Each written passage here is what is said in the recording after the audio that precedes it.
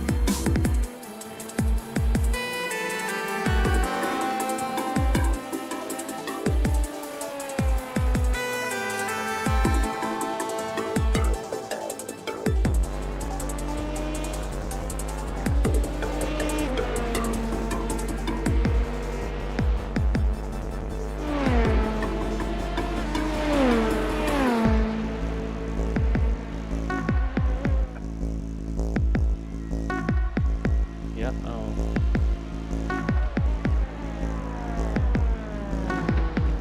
So you've got it for 2010, right?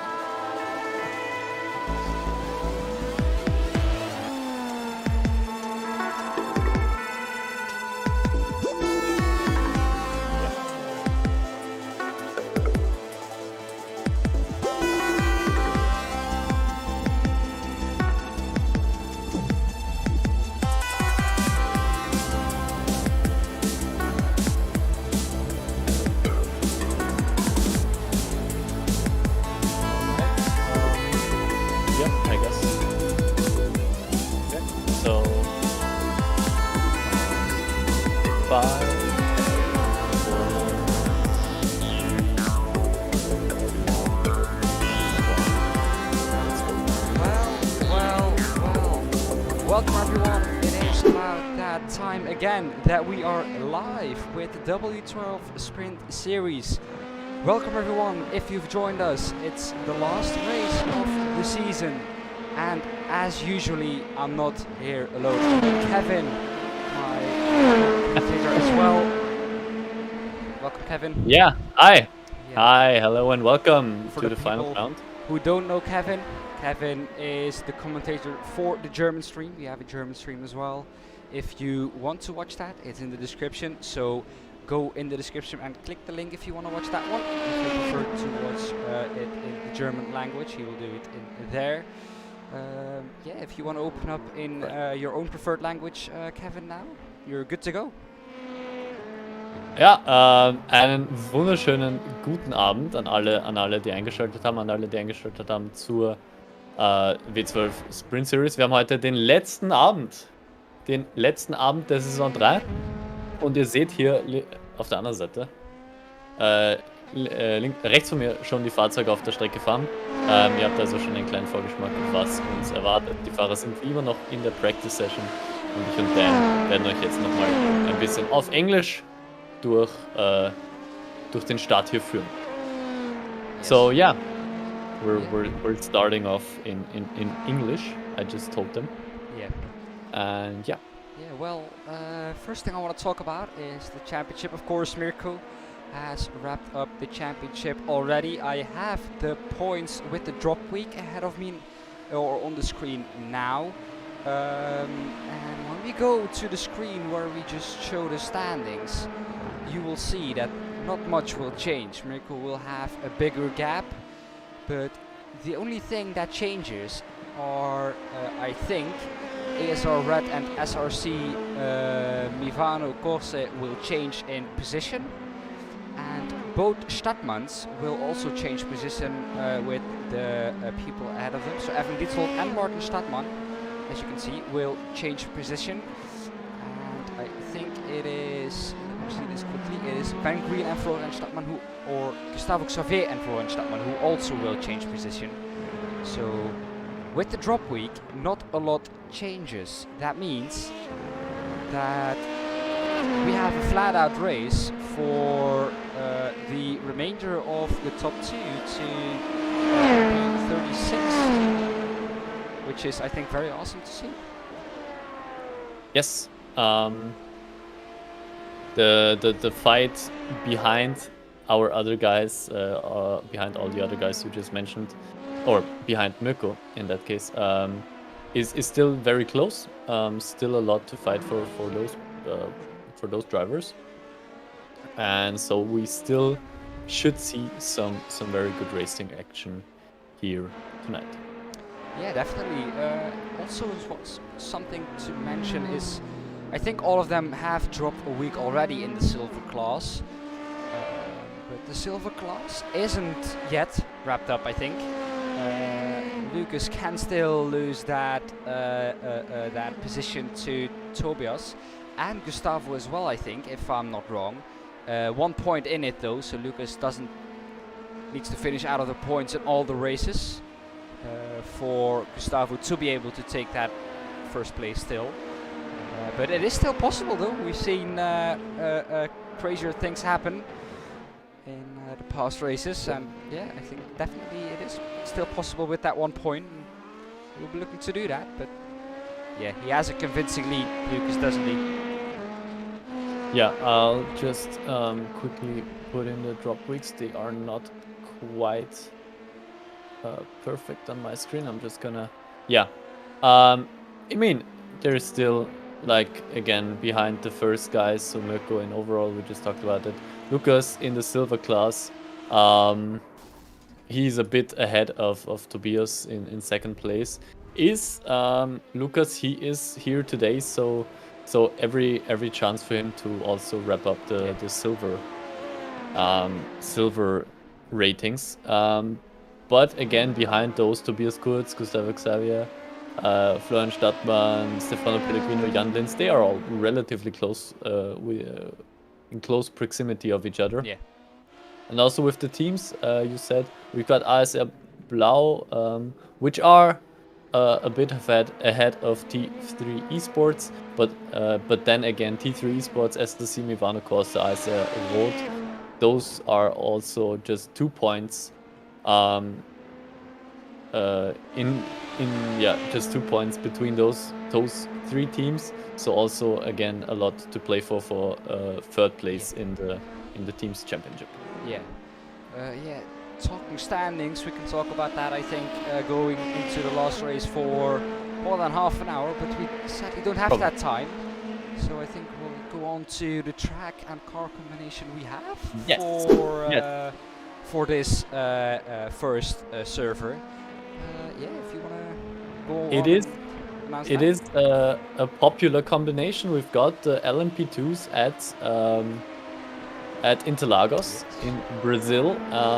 A combination that does happen quite a bit in the normal iRacing season. We've got a lot of ESS races usually happening at Interlagos.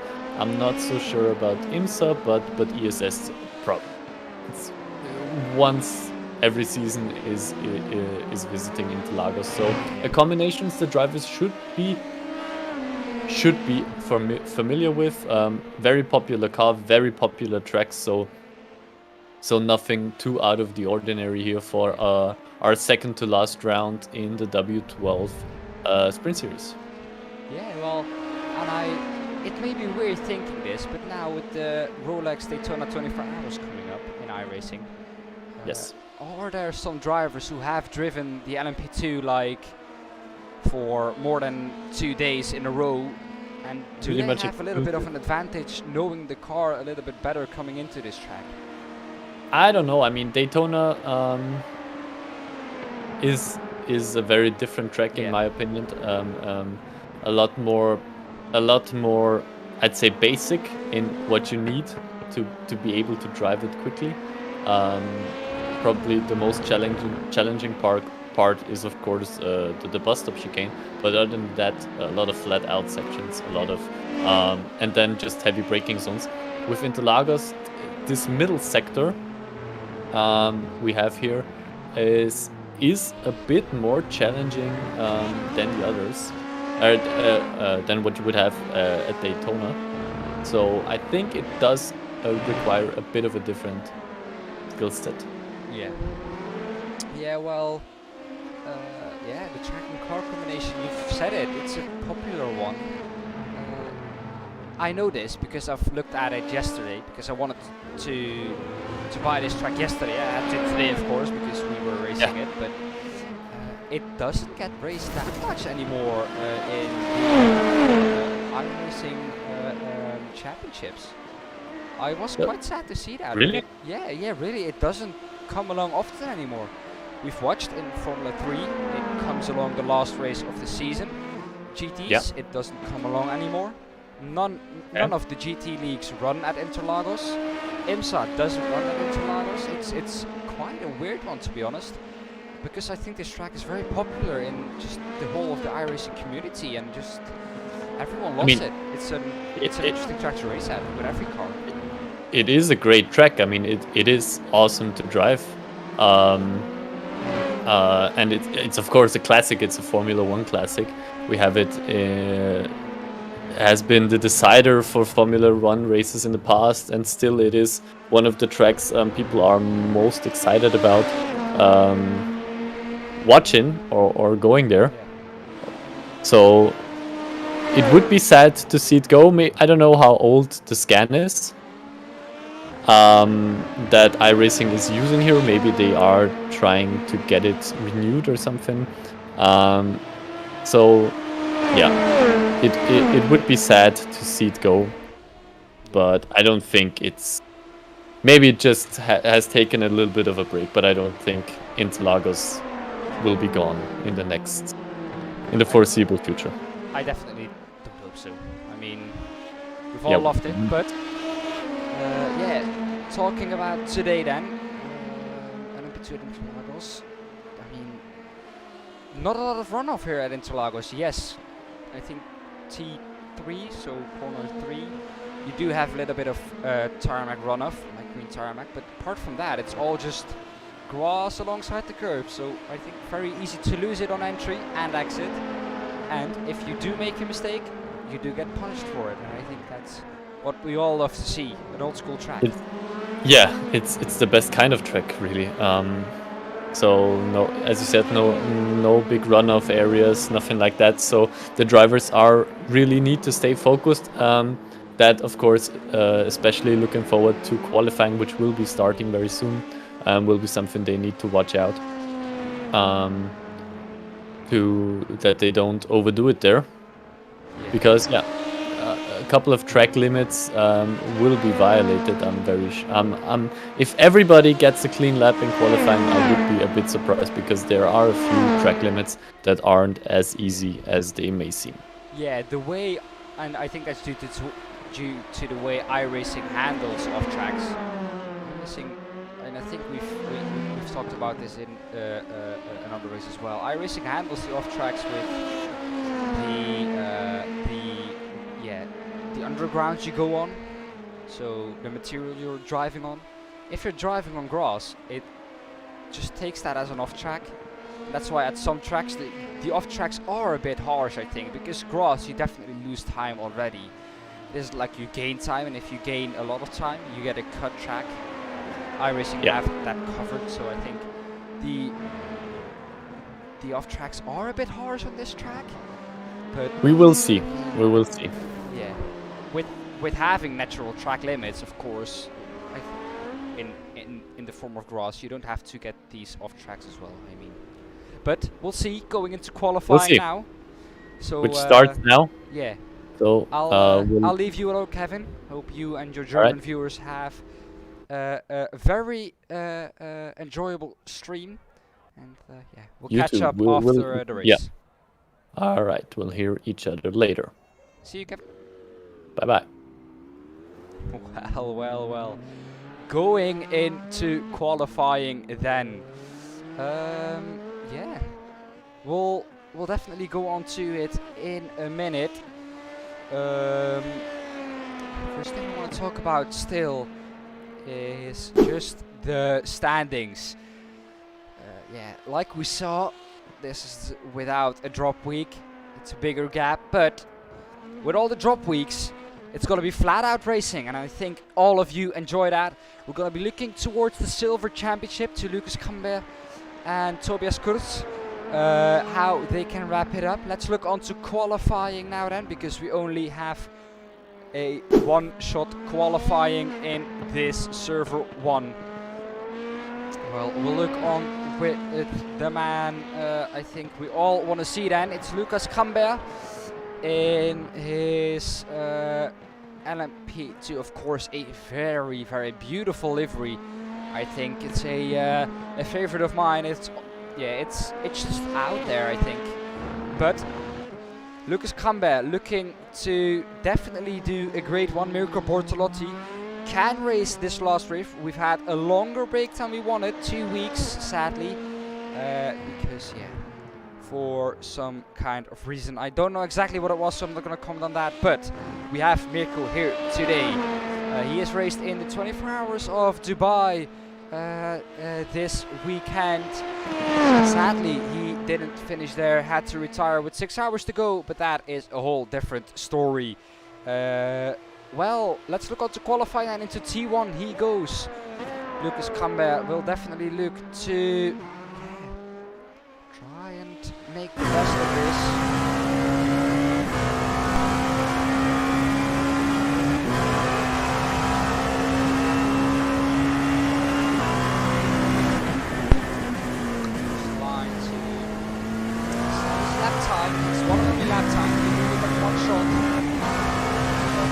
Some of the drivers are going to be saving in this race, especially qualifying, to get it on track for the start. It has looked really clean from the outside currently,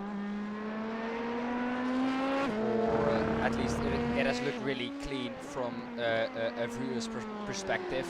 Maybe not pushing it all the way, Lucas, but he just wants to make sure that he finishes this season off well. Of course, there is still a chance for other people to snatch away this championship, as we have our first time coming in from Benedict Hochleitner, 124.6. Does already get beaten by Tobias Kurz, who now goes into the lead, 124.15. Is Lucas Camber looking to beat it going into this lap. No purple sectors, it looks like. Jonas Wana improves again. What can Lucas Camber do? His time is going to be a 123.90. That is currently pole position, ahead of a lot of people already. He gets beaten by Marco Zilla already as well. But Mirko Bortolotti is one we will be looking on to as well. He is into the last lap. Niels Langeveld will be the last one to come across the line, I think, in his number 10, Dallara P217. Niels Langeveld also looking to do good in this race. He's been new since last time out. Hendrik Augusto also goes into first, 123.31. That is more than half a second clear of Marco Zilla. But now Mirko Bortolotti, what can he do? Comes across the line to put in a 123.308. Excuse me, a 123.188.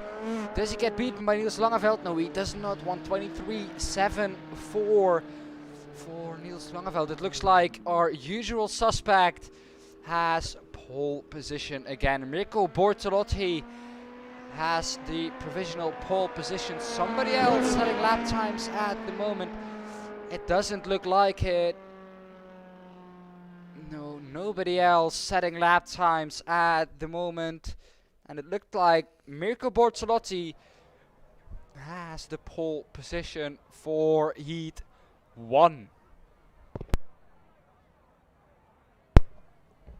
Well, going into Heat 1 then, we still have some 10 minutes of qualifying left though. So, well, let's look on to the starting grid for the first heat of this evening. Mirko Bortolotti starts first, alongside him Niels Langeveld in second. Third is Lucas Camber. Fourth is Tobias Kurz. Fifth will start Jens Fiedler. Sixth, Florian Stadtmann. 7th, Stefano Pellegrino, and 8th start Marcus Deutsch, 9th Thomas Pieber, and 10th Stefan Capella. That is the grid for you for the first heat race of this evening. And yeah, Mirko Bortolotti will look to get up that rank again, finish the season off on a high.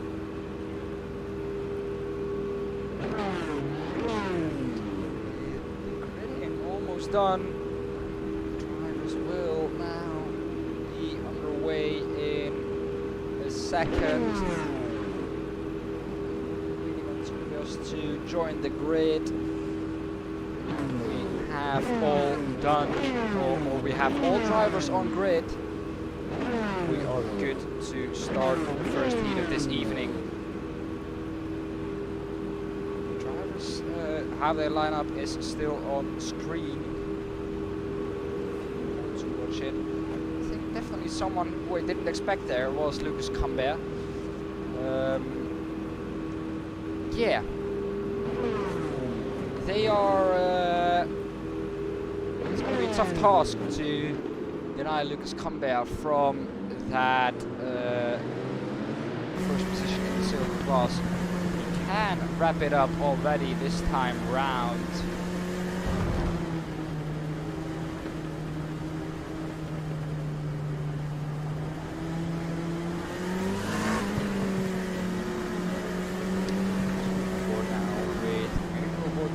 In that last difficult sector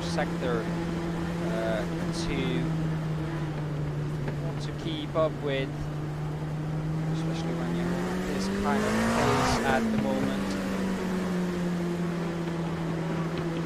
You're all so close, but we're looking to start this first heat of the evening off on a high. Definitely Niels Langeveld starting alongside Mirko Bortolotti.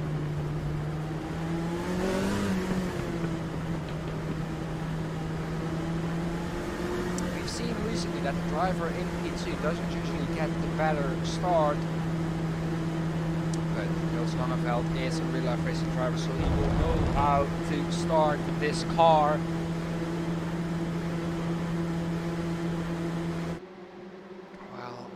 Onto the grid they come then. The pace car is gonna pull in this time round.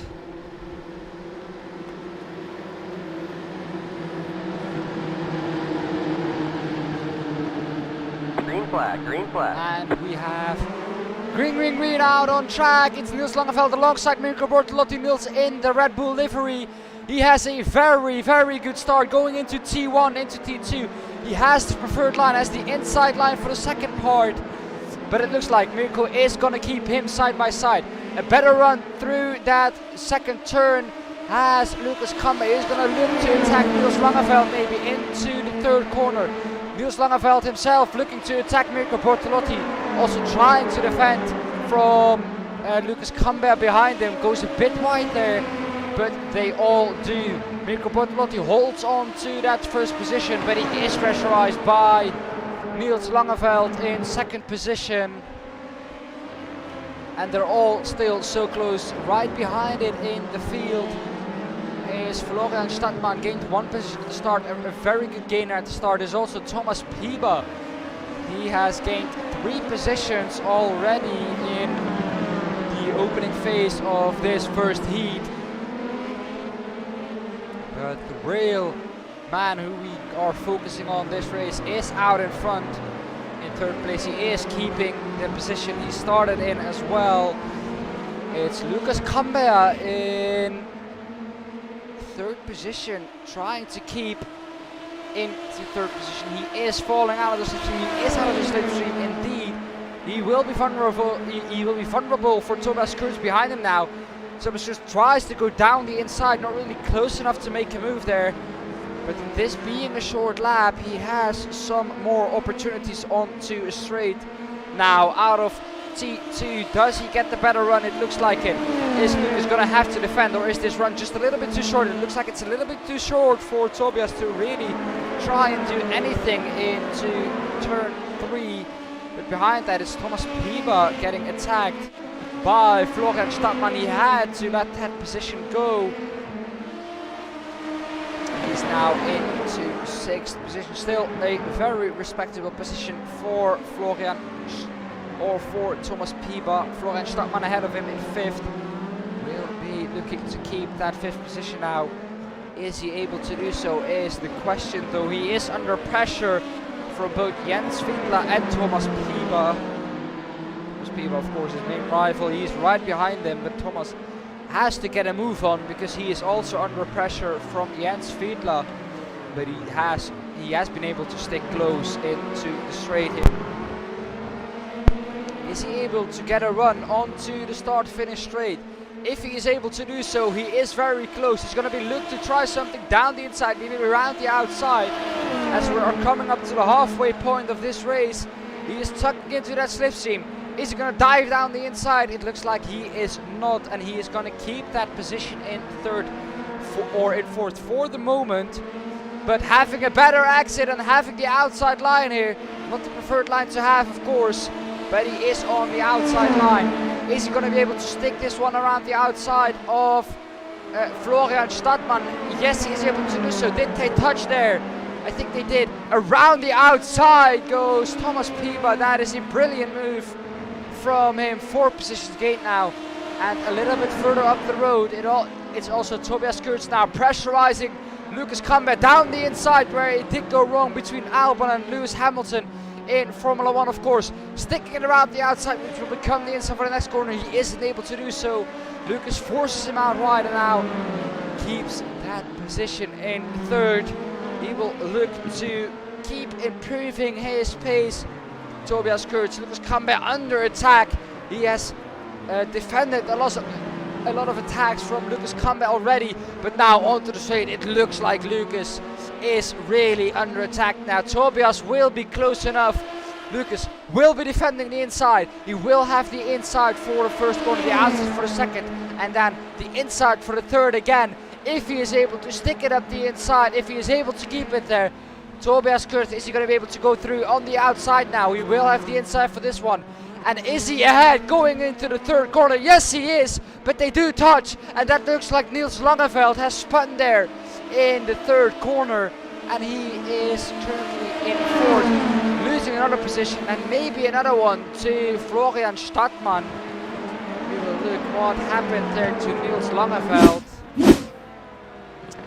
Attacking Mirko Bortolotti, just touching the grass.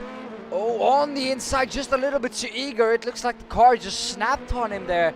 That is a really weird one to come across there, but very unfortunate for Niels Langeveld.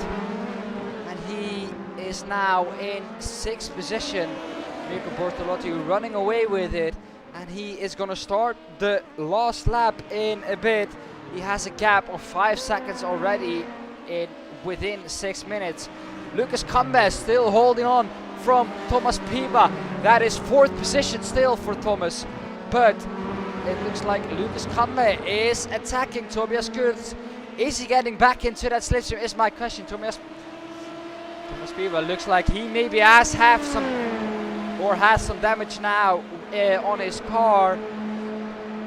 He's under attack now from Niels Langeveld maybe, but Lucas Kambe looking to keep that 3rd position.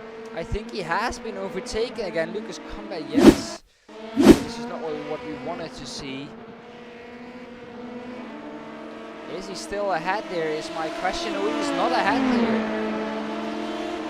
So he has overtaken him somewhere on the next part of the track. A bit wide is my question then. No, of course he is in 3rd now. I am stupid. He is in 3rd now, of course, because he has enhanced the position from Niels Langeveld. Niels Langeveld, though, up the inside of Thomas Piba there, cuts him out short, and that is a brilliant move, sticking it up the outside. He managed to keep that one stick there, and now he is up into 4th position. I think Lucas is just a little bit too far ahead for him to catch up to that. But the man who will be able to finish this race off on a high definitely will be Mirko Bortolotti. He wins the first heat of this evening. Behind that is Tobias Kurz ahead of Lucas Camber. That is your top three. Behind that though it's Niels Langeveld, very close with Thomas Piba. But Thomas Piba not quite close enough to finish that one off. Stefano Pellegrino coming through as the last one. We'll look on to the result now of that first heat. That is a very, very interesting result. We have Mirko Bortolotti, our usual suspect, out on front, winning the first heat again. Tobias Kurz in second, third is Lucas Camber, fourth is Niels Langeveld, fifth Thomas Piba, sixth is Florian Stadtmann. And that all happening 10.9 seconds behind our victorious man Mirko Bortolotti. Just outrageous to think he has done that in such short period of time. Jens Fiedler is 7th, 8th, Stefan Capella 9th, Markus Deutsch 10th is Stefano Pellegrino. Looking on to the grid for this race then, we have starting in first position Hendrik Augusto, 2nd Marco Zilla, 3rd we have Jonas Warner, 4th Matthias Baldo, 5th Jan Linz, 6th Benedikt Hochleitner, 7th Hugo Eekesen, 8th we have Martin Stammen, and last on the grid is Clement Schmidt. Hugo Eekesen new to this series, of course, so he's going to try and make himself count for Platinum Racing Team.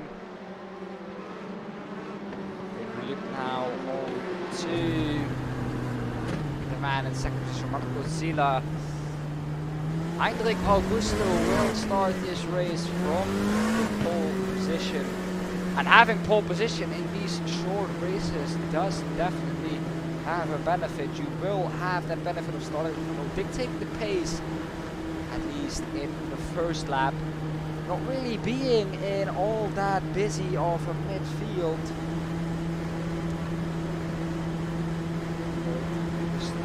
Have been said, Lucas Camber is going to start 6th, I think, in the feature race. As we now look on to the second heat of this evening.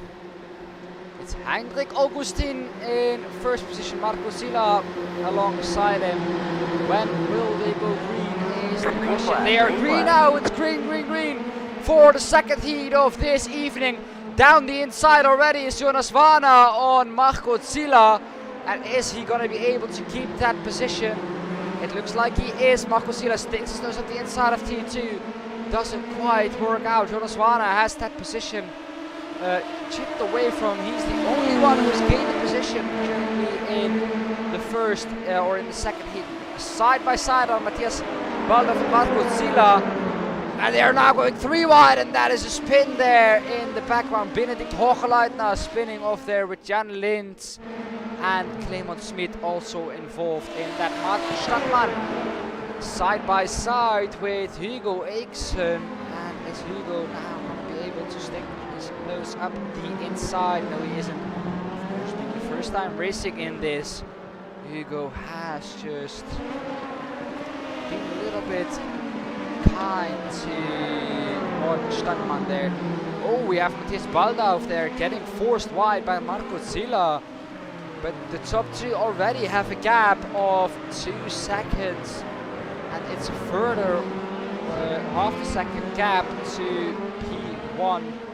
Really, the interesting things happen in the midfield. For the 5th is fighting currently Matthias Baldauf ahead of Martin Stadtmann. Martin Stadtmann, is he gonna pull out on the outside? Yes, he is. Having the inside for T2, but the outside for T3 again.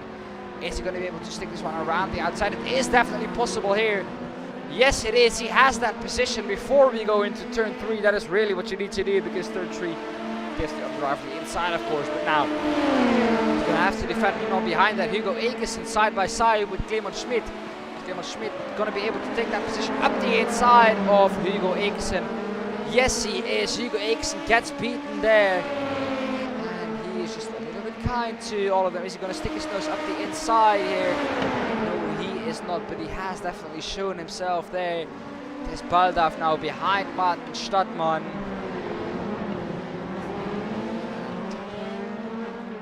It looks like these positions are all settled as well now. P3 has been able to get away from that group a little bit now. In P3 it's Marco Zilla, but out at front it is Jonas Vana with Hendrik Augustin. Not giving him an inch is Jonas Vana, sticking in the slipstream.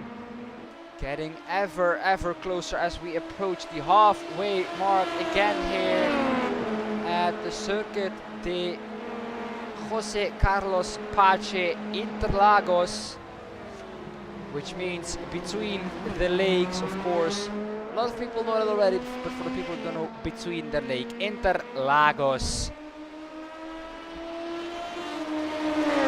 2.5 tenths is the gap currently between Hendrik Augusta and Jonas Vana.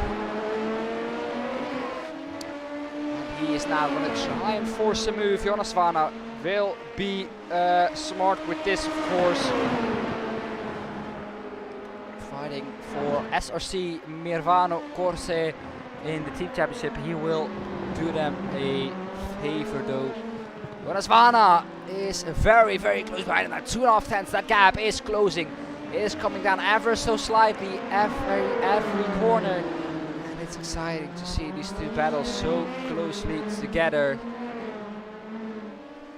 And what is it gonna give on to the next straight? He is really close now. Getting a good exit will be crucial here, and he will be able to attack. He is close, and is he going to be able to do it for first position in this second heat? 2 minutes left in the second heat. They will maybe start the last lap. No, I don't think so. Laps are 1 minute 23 long, so they will have 2 laps again. Jonas will get another opportunity. If it doesn't happen here, up the inside he tries to go. That doesn't really work, and he will have to stick it out for 1 more lap. Or try it on the next straight. Is he going to be able to do so is the question. Yes, he is. He is very close now. And it's Hendrik Augustin defending the inside. He will have to stick it around the outside. Jonas Vana putting himself on the penalty spot. He doesn't do so, but he gets the cut back. And that is great. He has the better exit on the outside now for this right-hander. Putting himself on the penalty spot again. But is he going to be able to stick it around the outside? The next corner will also be the inside for Hendrik Augustin. He is able to stick it up the inside, but now the outside is really difficult to keep it around the outside. The camera falls away from you here, and he isn't able to keep that around the outside. Hendrik Augustin is passed on the second to last lap, I think, by Jonas Vana. Now he has that first position, and now if Hendrik Augustin stay close, he is going to be able to slipstream onto the straight, and he will be able to maybe re-overtake Jonas Vana again. 4 tenths, that gap is a little bit too big. Jonas Vana looks like he has the position over Hendrik Augustin, and it does look like he just have that pace.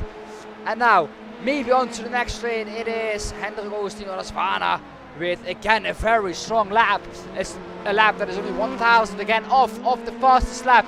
Jonas Vana into the last lap now he goes. Meanwhile behind that, Matthias Baldau and Clement Schmidt are also fighting. Onto the straight they go now as well. We look on to the leaders. Jonas Vana ahead of Hendrik Augustin. He looks to have the pace over Hendrik Augustin. He's really trying to keep that pace up.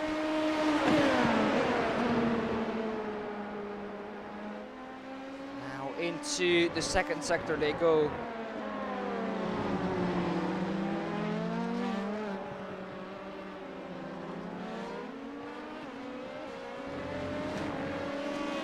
Looks like Jonas Vana has survived that.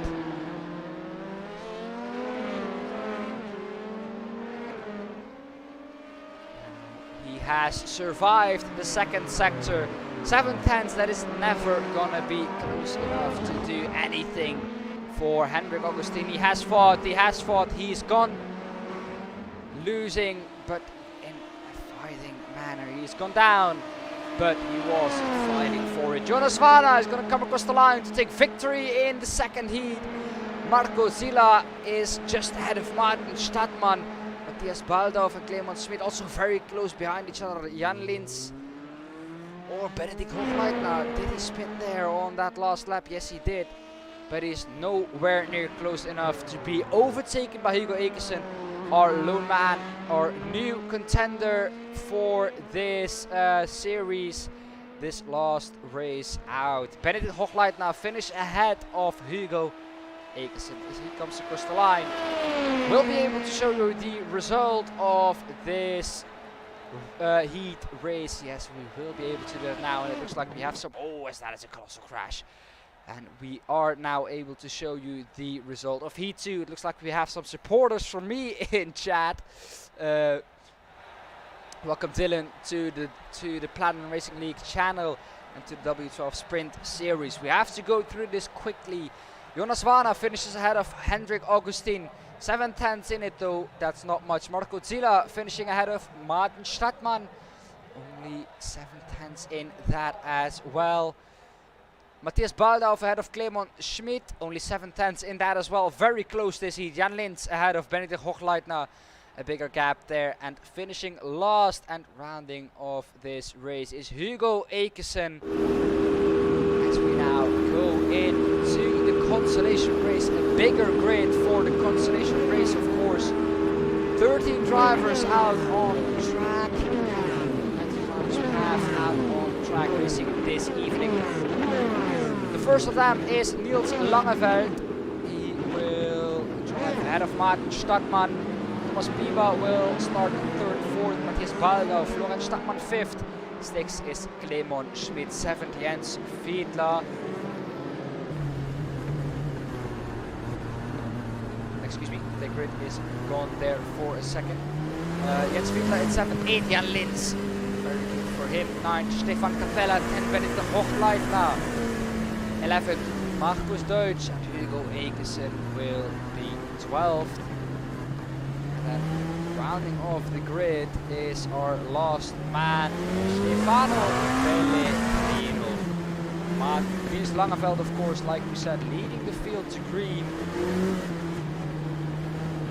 Racing for like we saw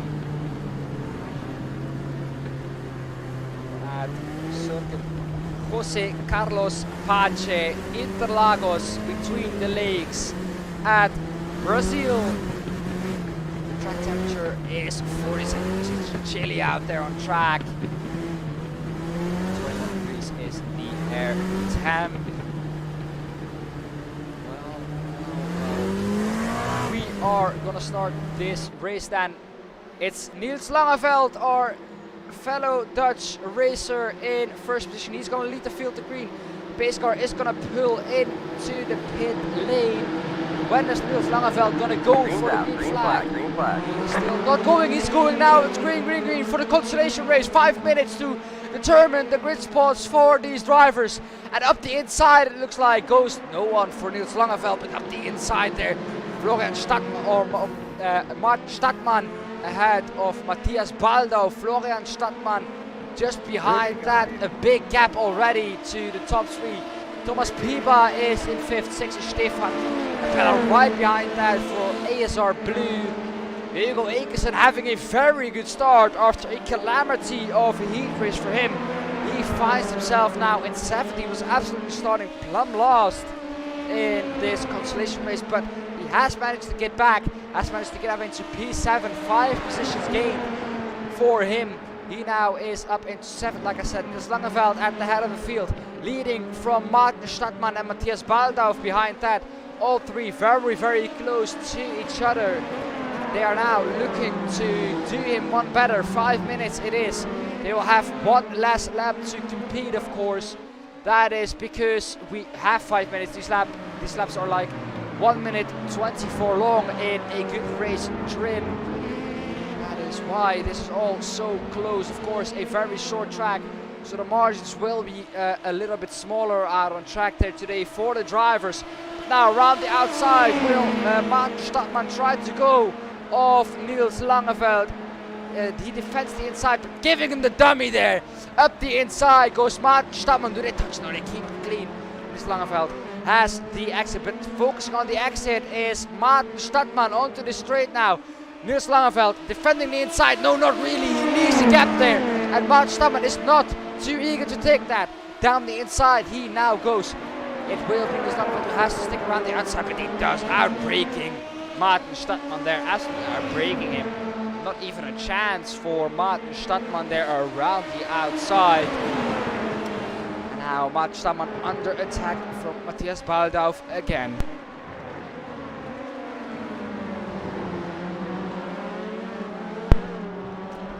Well, Martin Stadtmann, he had his chance to attack Nils Langeveld.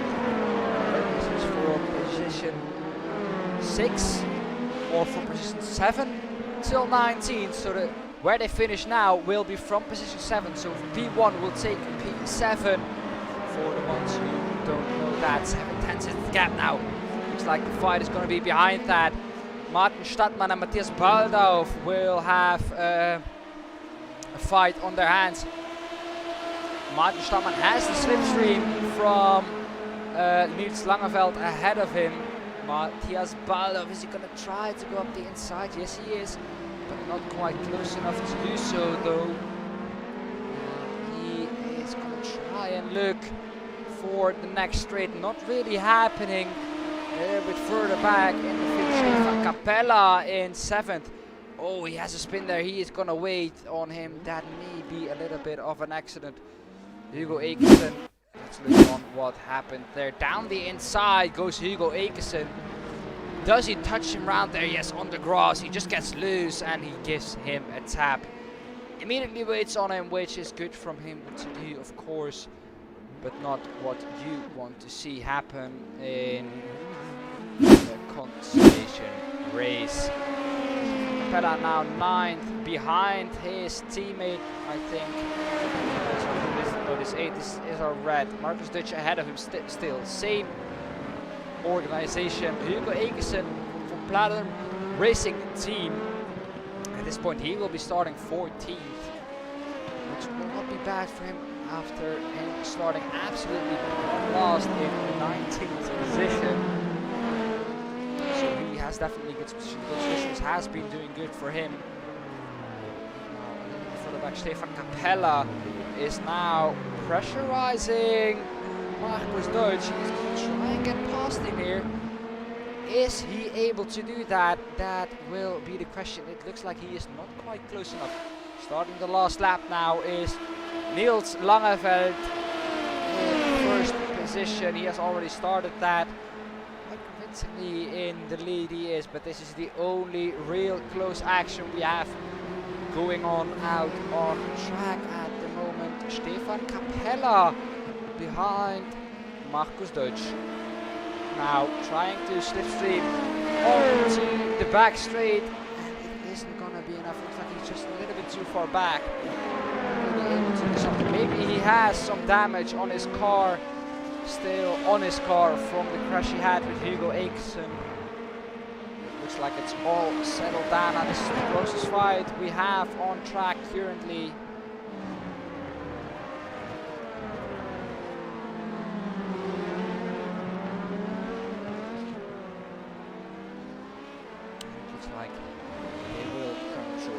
Like this. Nils Langeveld, meanwhile, has another win in the Buxmede here.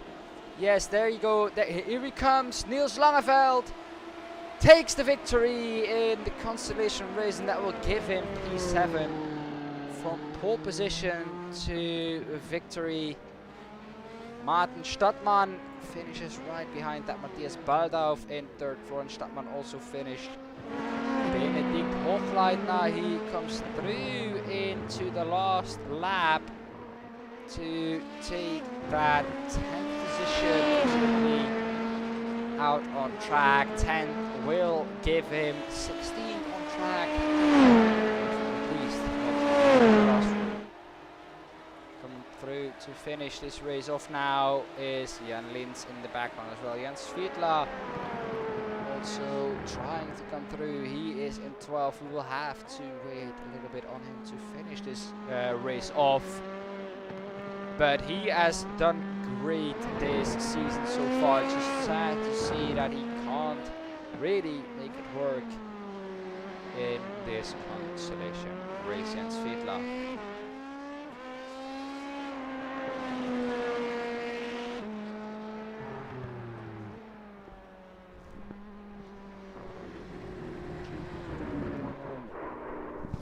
As he has a spinner on the last lap.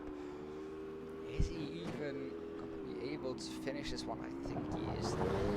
He has a spinner on the last lap.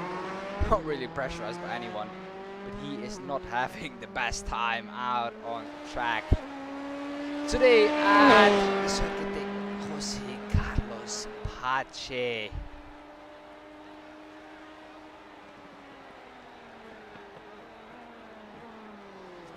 He has finally finished this. The results now for that consolation race are out onto the screen for you. Finishing in first is Niels Langeveld. He takes the victory over with 1.4 seconds over Martin Stadtmann. Matthias Baldauf in third, fourth, Florian Stadtmann, fifth, Thomas Piva, sixth, Stefano Pellegrino, seventh, Hugo Ekeson, eighth, Markus Deutsch, ninth, Stefan Capella, 10th, Benedikt Hochleitner, 11th, Jan Lins, 12th, Jens Fiedler, and 13th, Clemon Schmidt. A very competitive field this is, though. So definitely looking forward to some competitive laps by our competitors. You saw what I did there. Well, let's look onto the grid for our competitors then. Out on in first position, it's Mirko Bortolotti, trying to keep his streak going from winning again. He really needs some competition next season. Jonas Vana is in second position, and don't get me wrong, Mirko has got some competition, but it's just not up to the task of beating him consistently. Jonas Vana in second, also good qualifying for him. Tobias Kurz in third, fourth, Hendrik Augusto, and the man fighting for his silver championship, Lucas Cambert. Marco Zila 6th, 7th, Niels Langeveld, like we saw in the consolation race, and this is all the finishing of the consolation race. The positions we have now. Martin Stadtmann is out in 8th. 9th we have Matthias Baldauf, 10th Florian Stadtmann, 11th Thomas Piva, 12th Stefano Pellegrino. Then starting 13th with a very good consolation race, Hugo Ekeson. 14th will start Markus Deutsch. Not so good of a consolation race for him. Capella, an even worse consolation race for him. In 15th, 16th, Benedikt Hochleitner, Jan Lins. In the 7th, Jan Fiedler, who we saw didn't have the greatest time out there yet, will start 18th, 19th will start Clemon Schmidt. Well, looking on to Mirko Bortolotti, leading the field green there.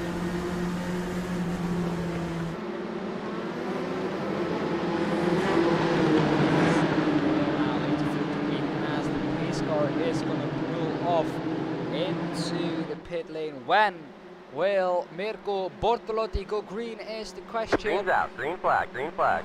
He will now. It's green, green, green, green, green for the feature race in this first server. Out the inside of Tobias Kurz, of Jonas Vana goes Tobias Kurz now, blocked by Mirko Bortolotti, but Mirko Bortolotti now losing his position. Jonas Vana as well.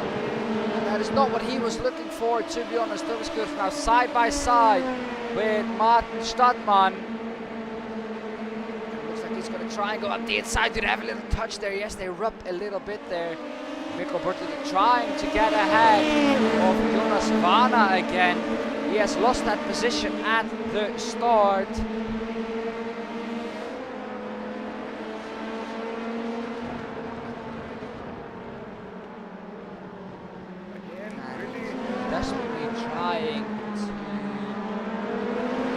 Desperately trying to find the gap on Jonas Vana, but it has been a very good first lap for both of the drivers. Right behind that, it is Thomas Good defending from Martin Stadtmann. Is he able to do that though? Onto the straight they come now. Into the slipstream is Martin Stadtmann, but Thomas Good also has the slipstream from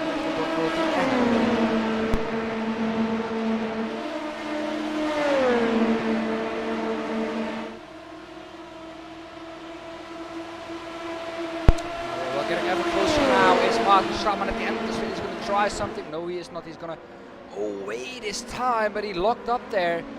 Definitely has unsettled Tobias Kurz just a tiny bit, to the point that Martin Stadtmann now has the better run out of the corner. He's on the outside, has that move done before braking, cuts to the inside, and now that is his position. Mirko Bortolotti doesn't quite seem to have the pace really to keep up with Jonas Vana.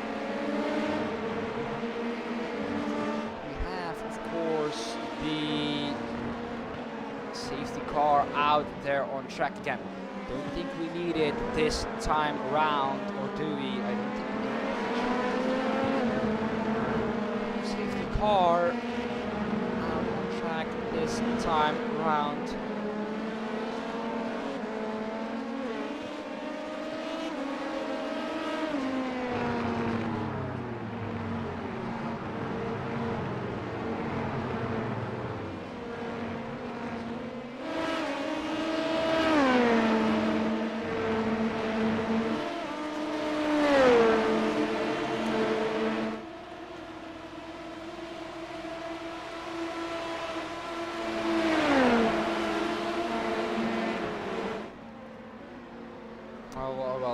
Try and do one better now is again Mirko Bortolotti.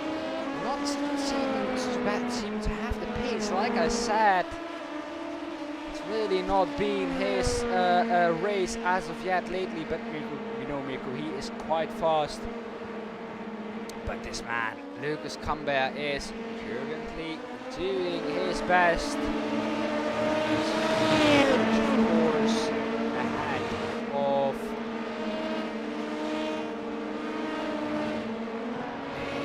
main rivals in the championship. In the silver championship, of course, he is Tobias Kurz, finishing ahead of him currently though.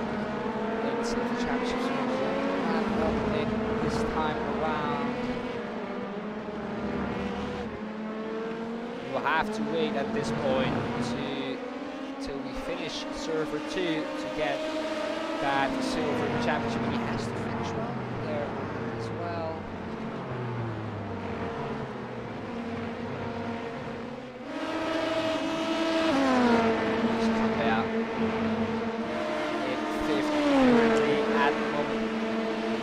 Into pit lane he goes. That is a very early pit stop for him.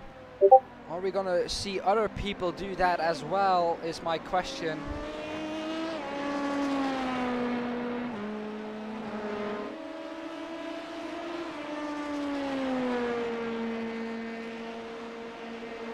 Really, we haven't seen anyone else going into the pit lane apart from Niels Langeveld as well, so we'll look on with him what he can make of it.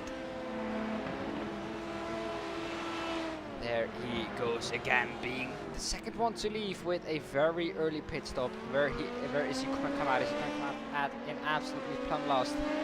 Hugo Ekesen though is out of this race already after a very good consolation race. Sadly, he has a little bit of a calamity in the feature race. 5 minutes done already. And they flew by like it was absolutely nothing. In the traffic, and this is what you really, really have to be aware of if you go for the undercut. Looking at Jonas Vana, is he in traffic too? Looks like he is. Again, trying to go for the undercut, Jonas Vana. We've seen this people trying to do this against Mirko Bortolotti as well. That time it didn't work on Mirko. Bortolotti is going to continue for another lap. Let's see what times he can pit in now and where he can come out once he has made his pit stop. We know that Mirko is the tactical genius in this series. Really, we have some other tactical geniuses in this series as well, being able to fucking race cars fast, and then also looking to the strategy as well.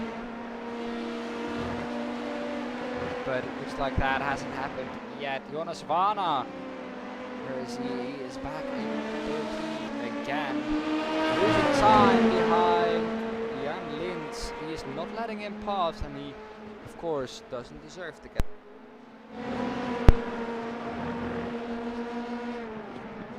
He has to make his way around him quite shortly. He is losing. 3 seconds he has lost last lap. It looks like Mirko Bortolotti is in the space he wants to be in. Setting a purple second sector. He is second. It's gonna be faster. Yes, it is, but not coming into the pit lane as of yet. He sets, like I said, a purple lap time, 22.87. Even faster than we've seen in qualifying. That is almost a second faster than the man behind him, Martin Stadtmann. And really, this is a very timid race. Marco Zila is attacking Lucas Camber at the moment. But Thomas Kurz and Lucas Camber, both silver drivers, are currently looking to do one better than they have done all season long. Third and fourth, these silver drivers really not silvers anymore, like you can see.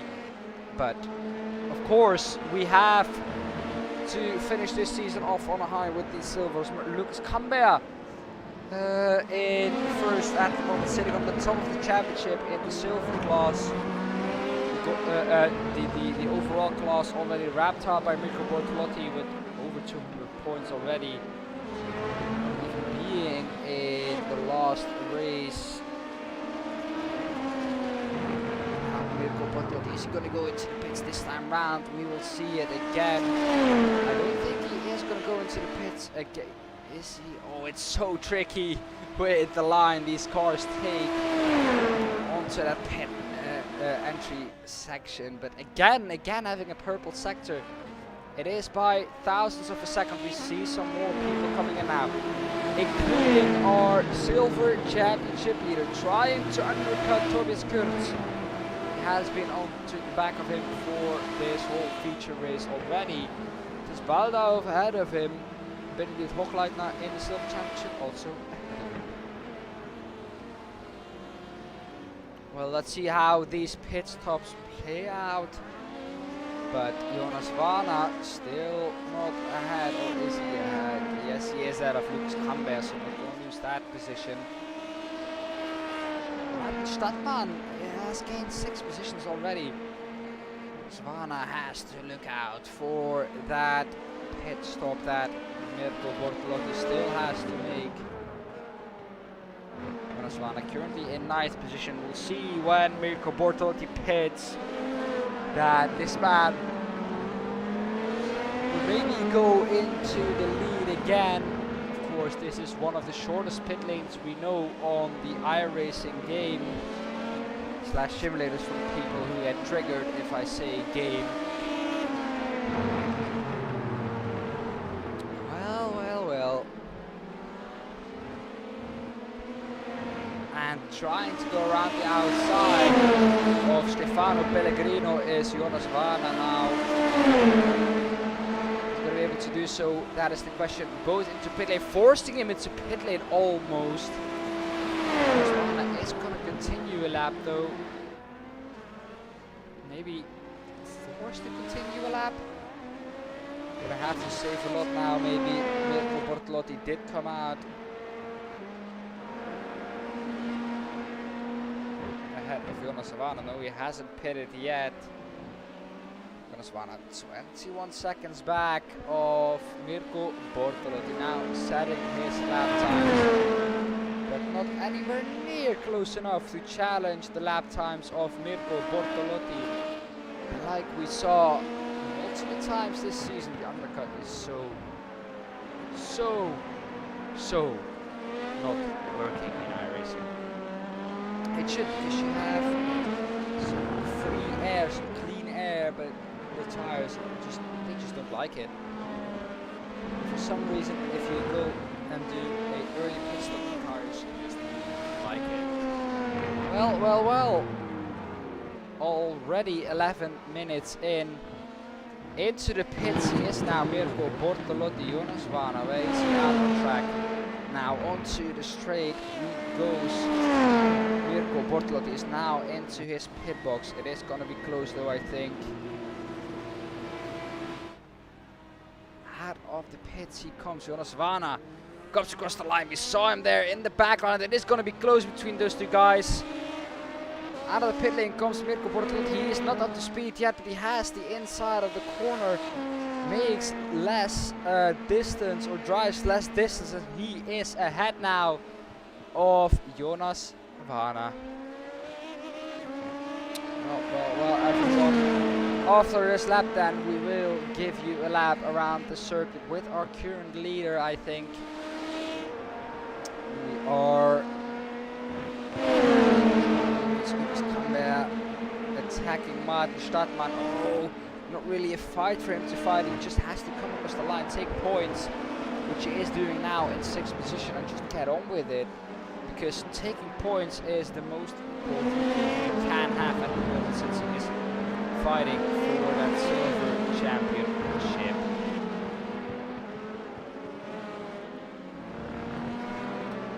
Mirko Bortolotti. Round off the last corner here, and we'll go on board with him for one lap around the circuit. Enjoy it with our leader, Mirko Bortolotti.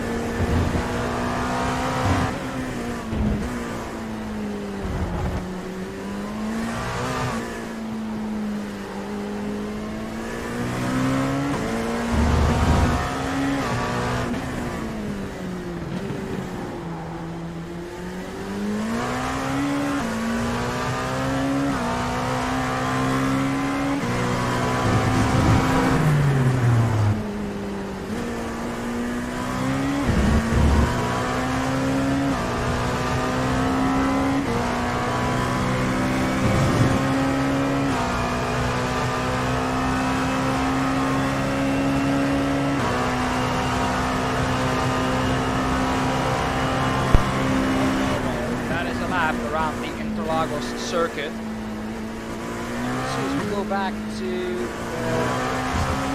now, it is Mirko Bortolotti who will have to defend from Jonas Vana. Jonas Vana now setting the fastest lap time. He has set the fastest lap time last time around. Now having a purple first sector as well. Jonas Vana is going to have to defend this one.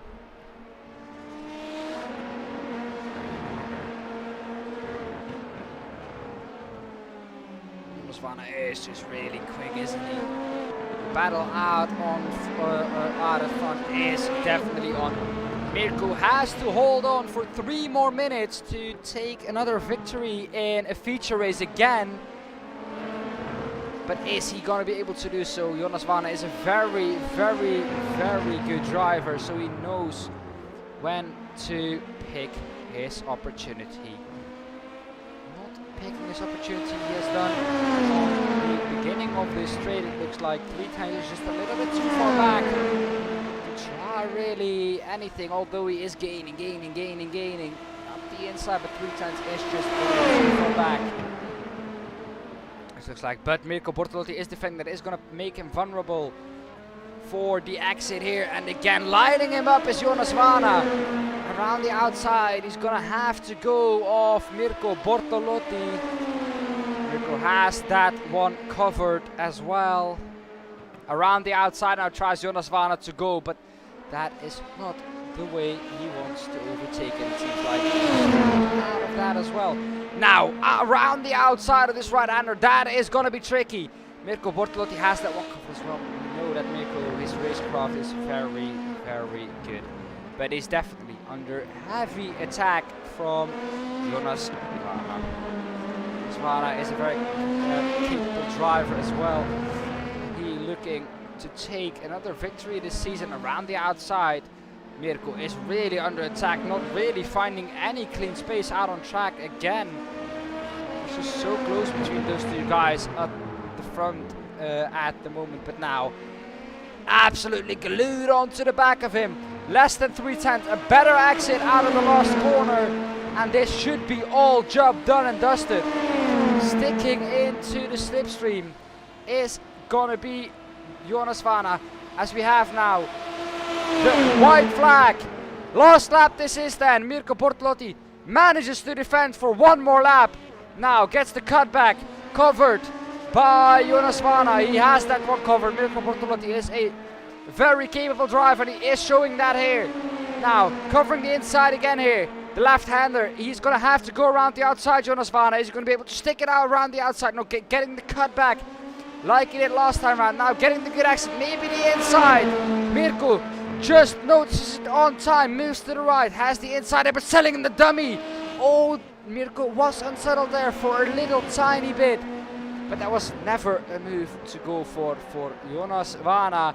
Now into the second sector, it is going to be difficult for him to try and force a move here. Not really a sector that provides a lot of overtaking opportunities though, but you never know. Jonas Vana might be able to create one here, knowing how good he is, but knowing the driver he is going up against is also something that, yeah, you have to know. Now on to the start-finish straight they go. Is it going to be a drag race? Yes it is, but it looks like Mirko Bortolotti just has that space ahead of him. Oh, it's side by side to the line, and it's Mirko Bortolotti, yes, who has that. That was so close. 15 thousandths of a second. Wow. There are our top two and our top three. Beautiful to see that one lining up. Alongside each other are Mirko Bortolotti, Jonas Vana and Hendrik Augustin. We'll look on to the end of that in just a bit. Of course, we go on to the second server now at the end of this one.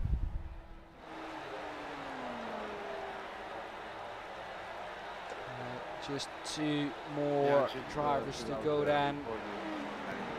And we do have a result now, I think. Nobody wants to do anything on purpose. Can happen. Yes, there it is. The race is finished now. Marcus Deutsch coming through as the last one to finish. Well, Hugo Ixen is sadly out of this race as well. Results from the feature race then, as we run. Mirko Bortolotti, a very close finish. 2 times in a row we've seen a very close finish again. Last time out with the touring cars, I think it was, or GTEs, yes, GTEs I think, on Daytona road course, we saw a gap of less than 100th, and now again we have a gap of 1500 or 15 thousandths of a second. Third will be Hendrik Augustin. Fourth, Tobias Gerrits. Fifth, Markus Stadtmann. Sixth, Lucas Camber. Seventh, Marco Zila. Eighth will be Niels Langeveld. Ninth, Benedikt Hochleitner. 10th, Florian Stadtmann. 11th, Jens Fiedler. 12th, Stefan Capella. 13th, Jan Lins. 14th, Clemon Schmidt. 15th, Stefano Pellegrino. 16th, Thomas Pieber. and 17th. The last of the finishers was, or 17th, Matthias Barlow. 18th, the last of the finishers was Marcus Dodge. Not finishing the race is sadly Hugo Akeson. Well, that is how they have lined up for this race. We will now go on to the draw of the second server. A lot of people in there already. Not really, to be honest.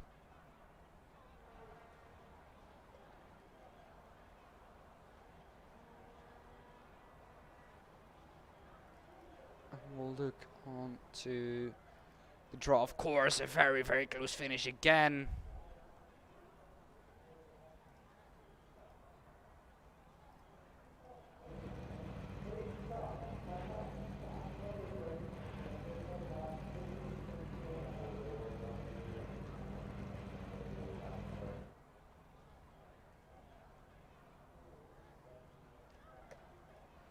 Well, the draw is happening now then. Here we go into the draw.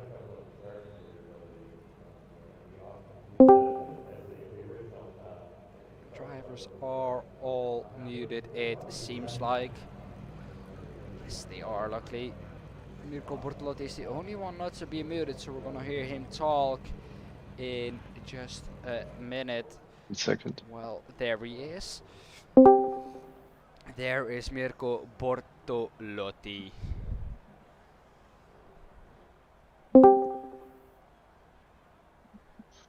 Right. Well, what a race we've seen again. Sharing my screen now. Again, a very, very close finish. LMP2 is out, obviously. Let's start with the car.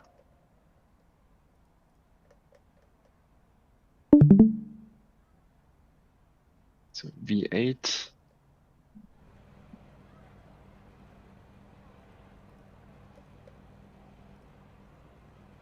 Leave it there.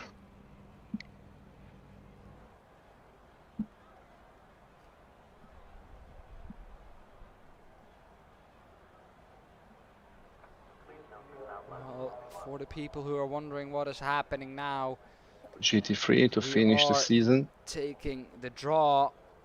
So it's gonna be V8 or GT3.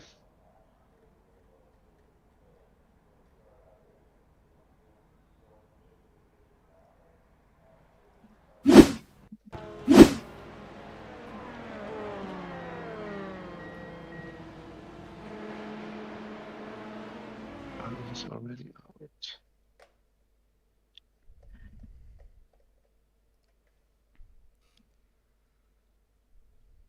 Option 1, Silverstone. So it will be V8 Supercars or GT3 at Silverstone, or we are gonna pick another track now as well. Or Road Atlanta. Of course, the track where traditionally the Petit Le Mans gets held, Road Atlanta. Start with the track.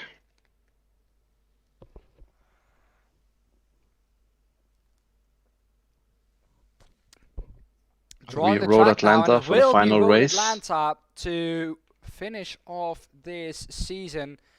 V8 or GT3. If we get it in V8 now, that would be amazing, wouldn't it?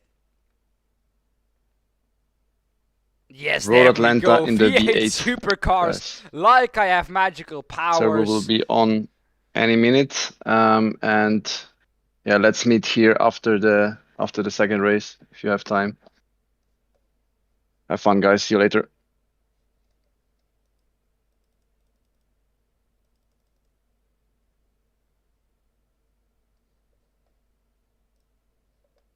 Well, we'll go now into Kevin, his chat. Sprint Series is V8s at Road Atlanta. Yes, you said that correctly. V8 at Road Atlanta. What do you think of it? Yeah, we'll see. I personally am not a great big fan of Road Atlanta, but that has some personal issues. Some of my Oh. one of co-drivers, team driver, can tell you the story. I'm not going to now. But yeah, V8s at Road Atlanta will be very interesting, especially the first part, the uphill part with the blind Yes. right turn. That will be unbelievably, let's say, interesting to see Yeah. how our drivers will cope with that. But yeah, I'm excited. What do you think? Well, it's a track I think we all know from the race that is traditionally held there every year, the Petit Le Mans, the 12-hour race in the multi-class system. Racing in the multi-class system is already very difficult. Being the V8 supercars, it will be very difficult as well because these cars are generally very difficult to drive as well. With Yes. a lot of undulation at that track, so a lot of going uphill, then the downhill part again, which is also very interesting as well. I think the downhill part. Let's see what the drivers are going to make of that. But I think that with these V8 supercars, some drivers are going to struggle. It's a very interesting track, a lot of undulation there. So yeah. Well. Yeah, Yeah, I think of it's course. gonna be great. Yeah, I hope. I mean, it's going to be one thing. It's going to be for sure. It's going to be the last race of the season 3 W12 Sprint Series. So Well, may I we will correct you be there? The definitely last looking. 2 races, Yeah, I think. the last server. Yeah. Of the V12. But yeah, you're right. We have 2 races in our Yeah. second server as always. One big qualifying session. We have extended the length of that. To compensate for practice time. So yeah, and then 2 races with a reverse grid, which will be, I think this will be the first track where it's going to be really interesting, the Yes. reverse grid, because you would think that a couple of the guys at the back will have some trouble with the Yeah. braking, or trouble, just have to brake a bit earlier. So we'll see. We'll see. Maybe they surprise us all and put in one hell of a performance, but that's the beauty. We don't know. We don't have anything to go off of. V8s at Road Atlanta is definitely not a regular iRacing thing. I don't think. So I don't think any of the drivers will have, if any, experience with that combinations. So yeah, we'll just have to wait and see. Yeah. What a perfect way to end the W12. Definitely. Then with a combination like that. Yeah. Well, talking about the championship, Lucas, has he done enough? I don't think so. Tobias has finished ahead of him, but the gap is now less than 25 points, I think, with Lucas finishing 2 positions ahead of him. Benedict, or yeah, am I right with that? But I'm gonna have to check now. You have to tell our viewers. Who started it? Well. Whoa. Lucas Camber. He has finished 6th, and yes, I was right. Martin Stadtmann finished between those 2 guys. Tobias Curtis in 4th. 5th is Martin Stadtmann, and then 6th finished Lucas Camber. So that means that if I'm right, the gap is exactly, or no, it's exactly 24 points, which is doable if Tobias Curtis Yeah. wins the race and And Lucas Camber finishes out of the points. yeah, Lucas is a good driver, so I wouldn't expect him to get no points at all in the second server. It would be quite dramatic. I don't think so. But yeah, let's see. Let's wait and see. Maybe Lucas has some big problems with the V12 at Road Atlanta. We don't know. We don't know. Yeah. We will see. And then still Tobias has to win the race, which is going to be a difficult task with Mirko, Jonas, Hendrik, Augustin, and I think Niels Langeveld will be good in the V8 supercars as well. because driving with a very nervous car is definitely one of his qualities, since he races them in real life as well. So, yeah. Yeah, we will see. I mean, Niels has done a good job up until now in the W12. I think the last, like, just this race, Interlagos in the LMP2s wasn't quite up to his standards, I think. Especially with a couple of mistakes that he made, or at least one bigger mistake in the Session is feature up, race though. at the start. Yep, I am joining at the moment. So we will see. We will see, but he has done good. He has done good in the V8s before, so he's also one to definitely check out. And while we are waiting on iRacing to start, I'm just gonna have to you have to entertain the people alone. I need a couple of minutes away. I will. So I will try to be back as quickly as possible, and meanwhile, I'm gonna leave you with the beautiful voice of Dan, all on your own. Yes. And I'll be back in a couple of minutes. Yes. I'll get them carried over for you, Kevin. Just Perfect. Well, yeah, talking about entertaining you, we did definitely see an entertaining race in, I think, both or all races at Interlagos. I mean, for the people who don't know, I said it to my viewers as well. Interlagos means between the lakes. Very beautiful track that we did see some very beautiful racing as well. Especially again for the second time in a row now that we have seen a very close finish in the feature race. We've seen now 2 times that someone has finished very close to each other. This time it was Bortolotti and Jonas Vana, only 14 hundredths between them, or 14 pounds between them, which is definitely not much. With that gap, that is the second closest we've seen in W12 series yet, and that is, I thought personally, I thought that it was never going to be enough for either Jonas Vana or to at least get under attack, but it for some reason was. Jonas got a massive snake shot onto the straight at the end of that one, and it just paid off. Looking forward to this race then. V8s already seeing some people struggle. I mean, touching the grass there is Thomas Piba. He keeps it though. He keeps it in a half spin. Good car control from him there. You're not seeing this over at the German street. You guys can understand a little bit of what I'm saying. Doing my best. Yeah. At least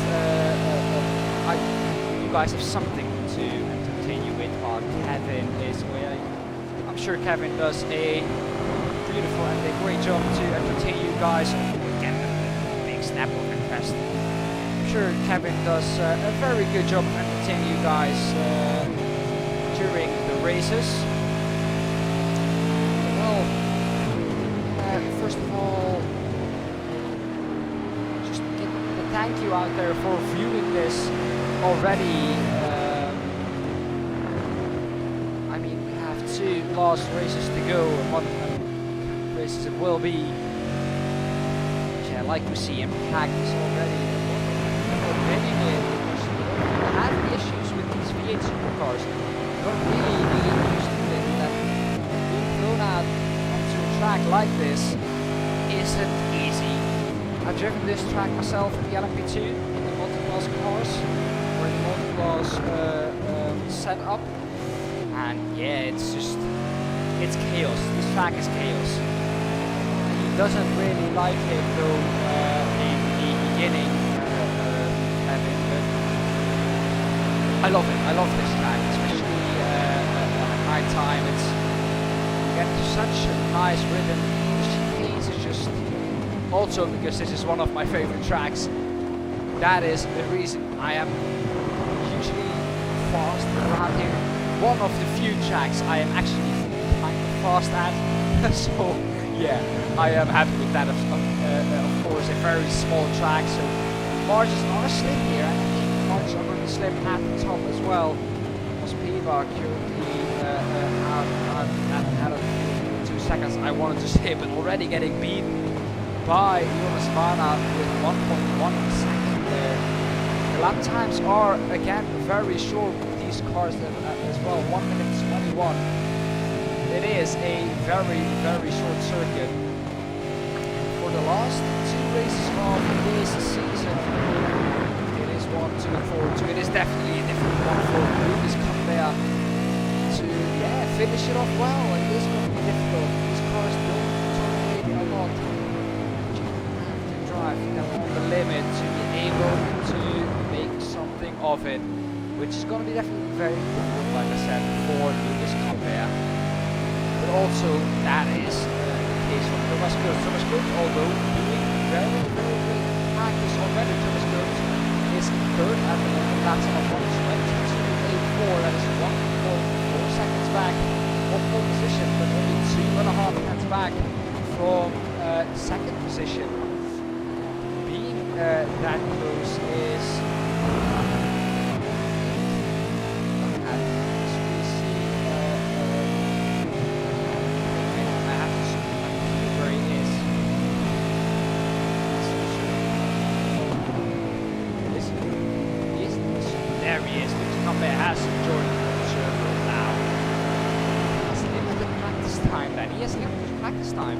that is definitely going to be very interesting with the limited practice time he has. But yeah, just come down very good and he's that by this track. I've been driving this track for the first time and I remember just not knowing where to go. Thomas Kurz does look very good here, to be honest. He is currently in second position, 7 tenths behind you, while Jonas Vana is only one. Again, seeing the same name as we saw in the beginning up there as well. Careful for Trottiman out there as well. He does not set lap time yet, so he's now out of the track. Now he's gonna limit this track. We don't see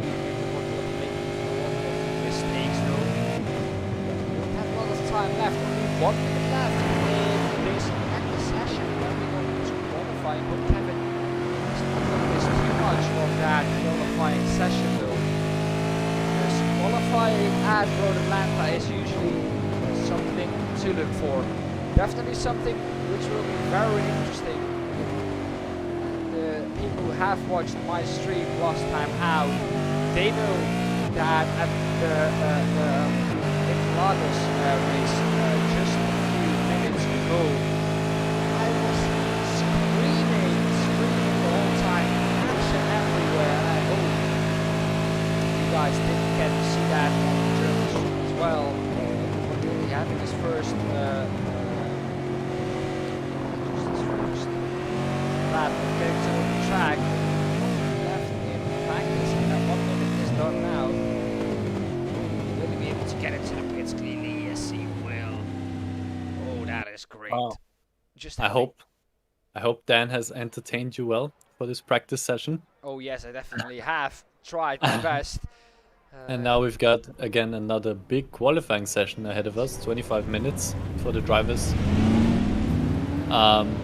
Yeah, not only to set a good lap time, but also to practice the pit exit. Oh, look at that! Look at that! All of them waiting. Yeah, but 25 minutes, so again, because it was only such a short practice session, the drivers now have again a bit more time to practice the track, because of course 10 minutes is nowhere near enough for them.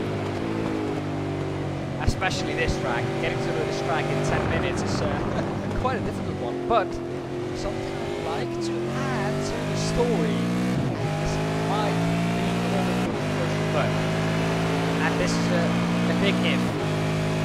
I think because Lucas didn't get into the session until really into like practice. This might be a long, slow road, but I think that Lucas did not have this track yet. He had to buy this track. That is what I tried. Oh, the Venta? Yeah. I think he had to buy this track. Because it's not a track you race often on with other series as well. I mean, yeah, but Road Atlantis. I mean, it's a long shot. We will see how he does in this practice session. In this qualifying session, I'm sorry. Yeah, what I want to say is if yeah. he has to buy this track, he also doesn't know how the track goes. And maybe some of the drivers do know, so it's going to make it maybe a little bit more difficult for him. So it's added.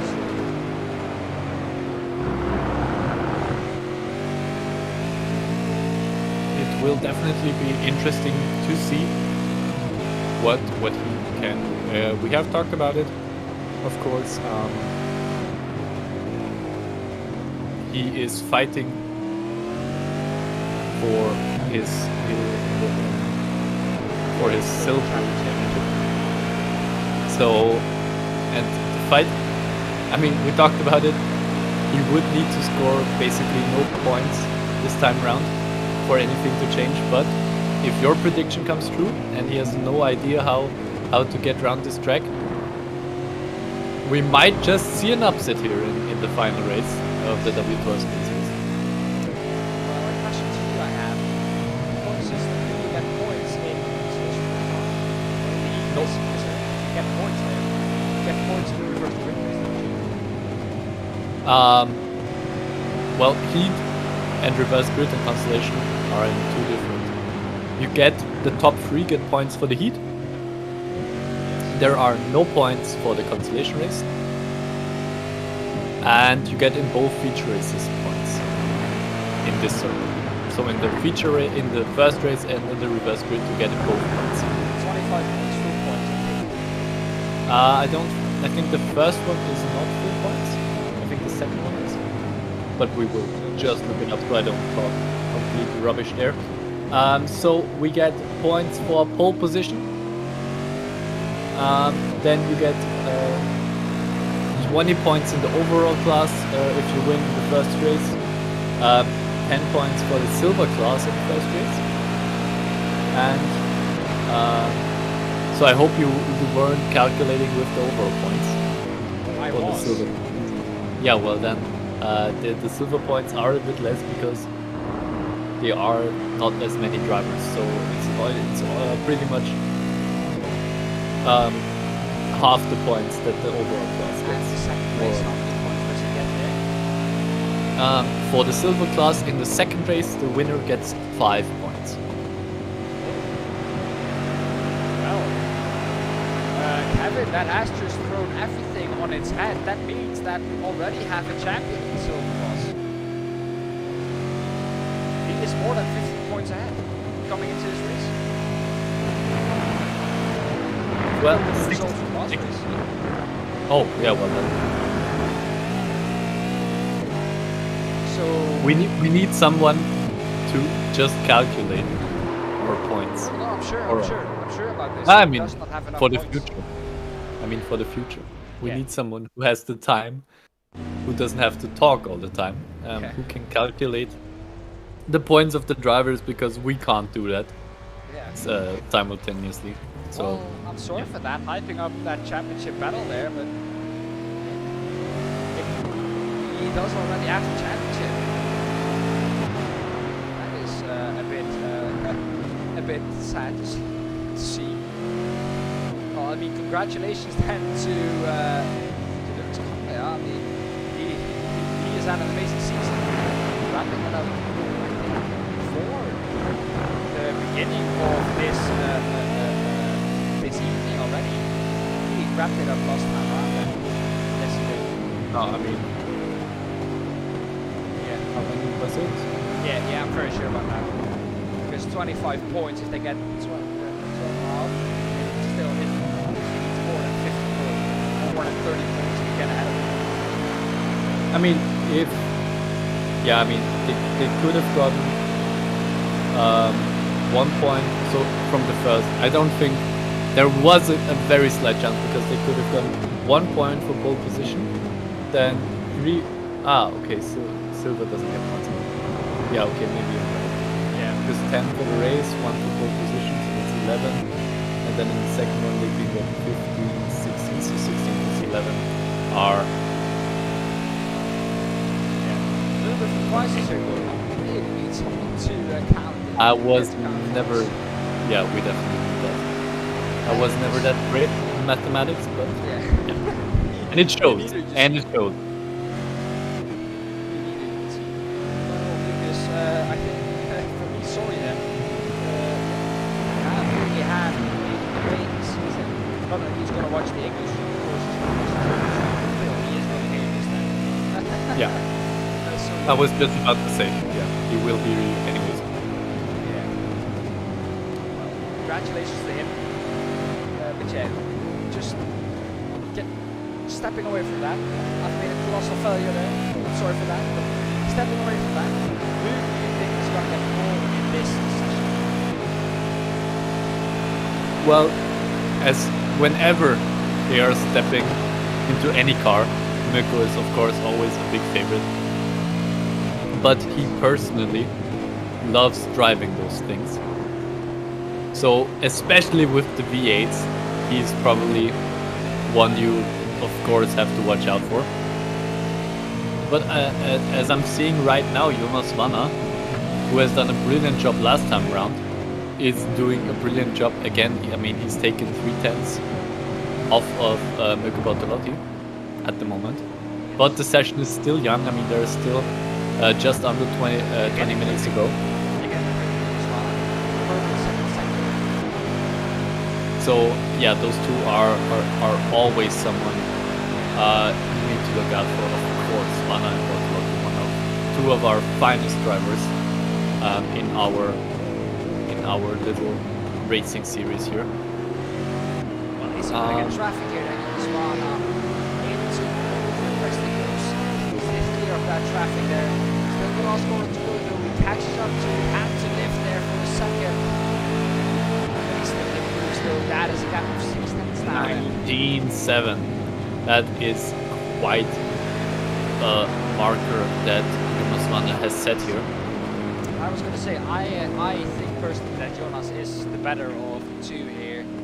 So I'm going for Jonas to take pole position in this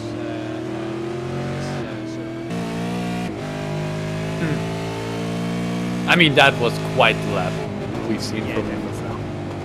19.7 is out as well. brilliant lap.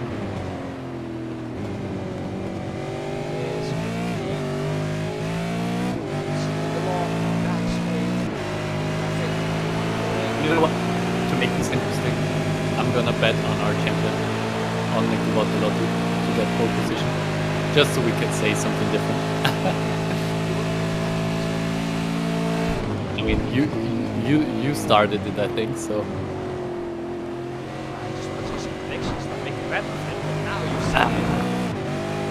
I said €5. This is not good. Yeah. But still, they can work on improving though. Is not enough. It's enough, not even for lap time. He's going to go again here towards what he's really struggling for. The champion is really struggling here.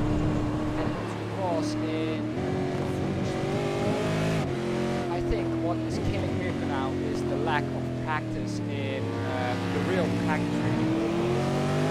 Because he hadn't been out there much. He did go out like 1 minute to go. So if we get the full laps, that is what is killing him now really. Oh, Jonas Vanna has just, oh, that is not a great time to come back. He has just taken someone out.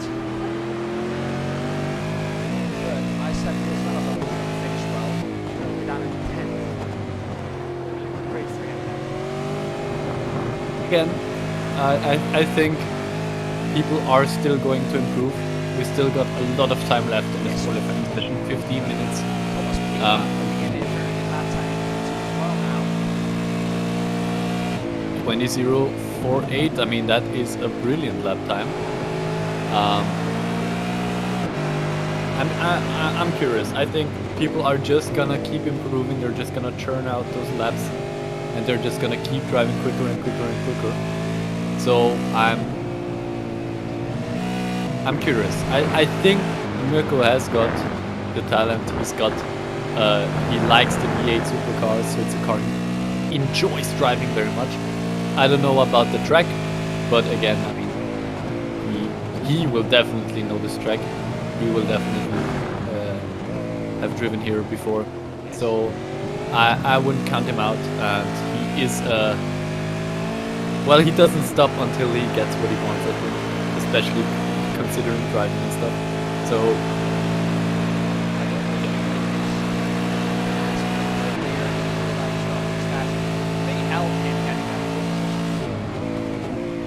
I couldn't tell you at the moment, to be honest.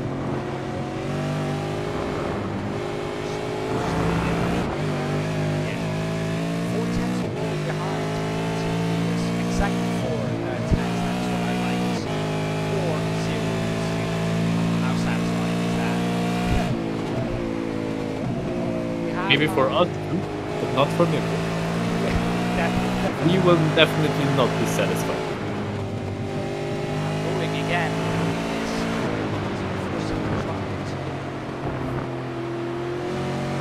First time this season that he has really been, can we say, leading to pole positions. The one or the few times, getting the cross again, the few times he has been beaten, he was very close as well, so he was like within a tenth or within at least 2 tenths. Now he's 6 tenths, well, half a second behind him. We haven't seen that for a lot of occasions. No, of course not. I mean, it just shows how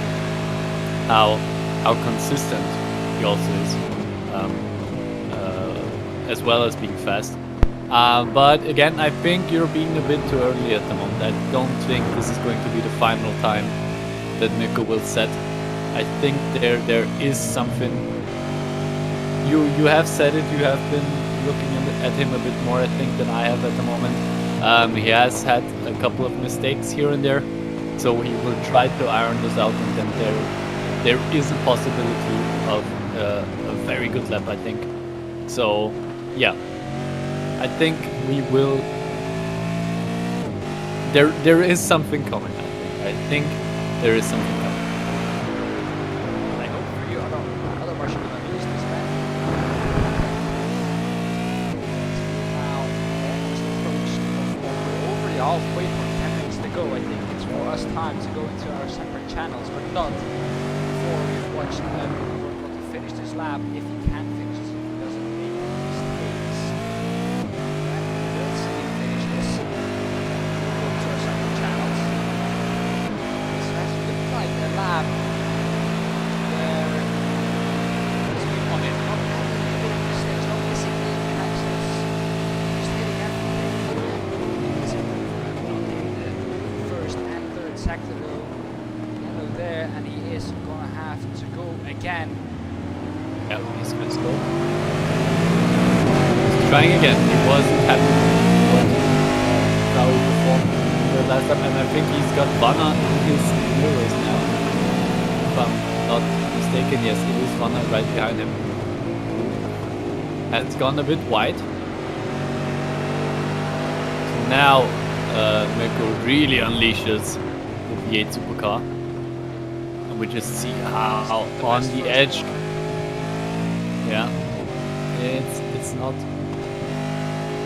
unbelievably brilliant at the moment, no.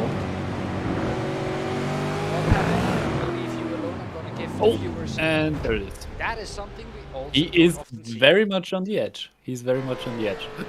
Well, Kevin, I'm gonna give your German viewers some German qualifying talks. I'm sure Yeah. you want to catch up with them on what we've just talked about for once you don't understand it.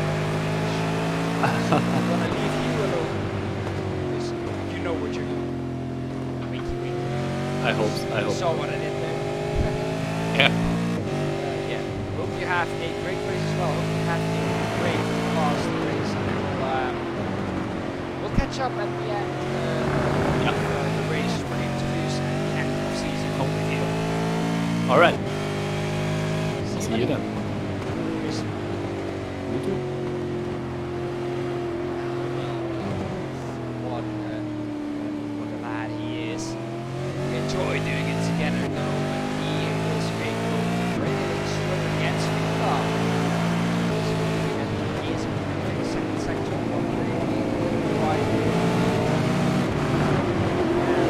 right behind him. That is very close. That is, I think that is just moving by that very bright yellow livery.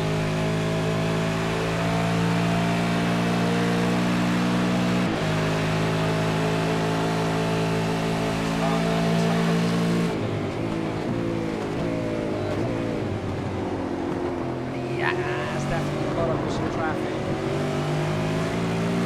That would be very frustrating. Shotgun is moving down in front.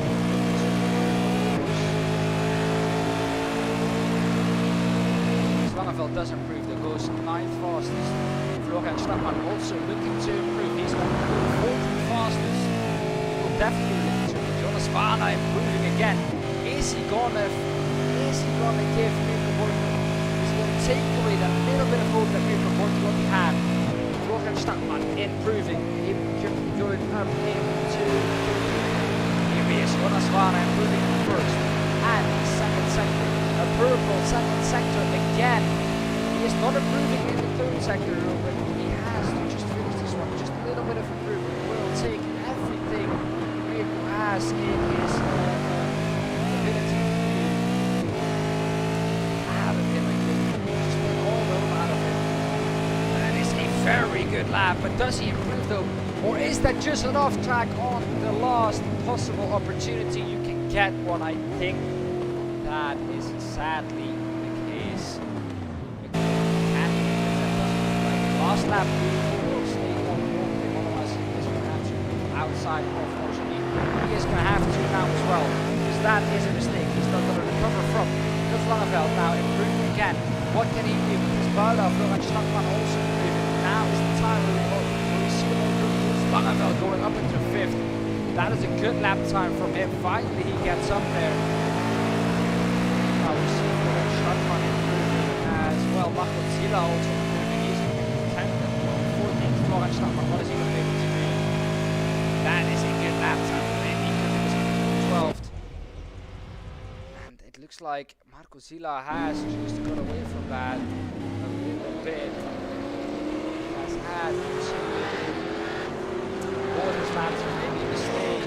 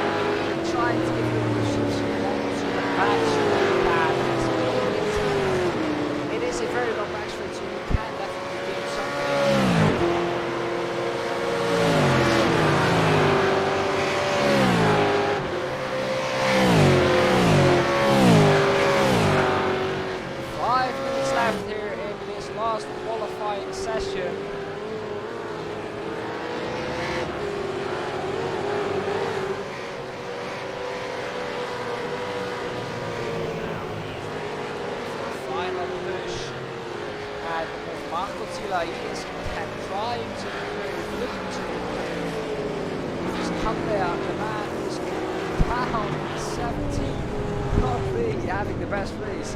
But the thing is, he doesn't have to now because he already has the championship wrapped up.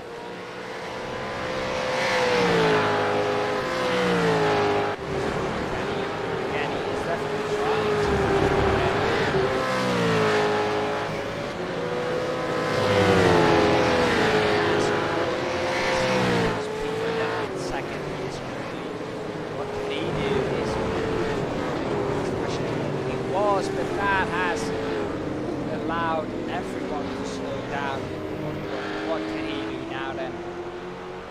comes out of the pit lane for 1 final pushes forward, but having the last race of this W12 series. Has finished top 3, I think, in every race, and he has finished. Okay, try and do it again this race, this time round. It's going to be definitely very difficult for Bortolotti to do. But yeah, you have to be out on track to be in it. Thomas Kurt improves to 6th. Niels Langeveld also does improve his lap to pole position. Bortolotti at 2,000 of a second behind Hendrik Augustin. Martin Stadtmann, who's down in 10th. I thought it was down to 15, is now improving as well, though 10th he is at the moment.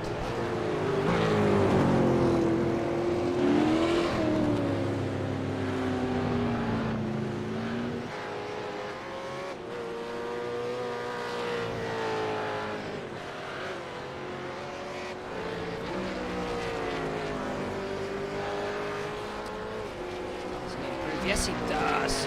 But he keeps 10th position.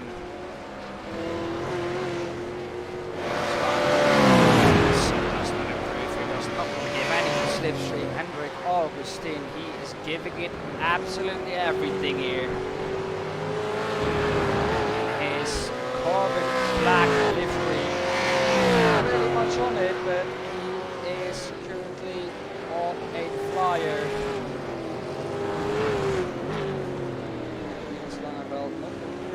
Oh yes, he does improve. Yes, he does improve. 1 second, Jonas Vana, does he improve as well? Does also not improve. Also not improve as well. Seems like every driver just has that little edge out of the car already. It's not so talented. They just know where the edge of the car is.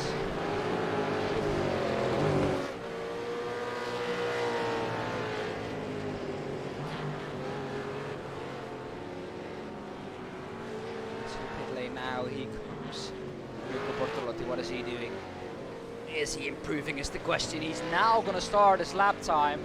Again, no, he's coming into the pit lane. His qualifying is done and dusted.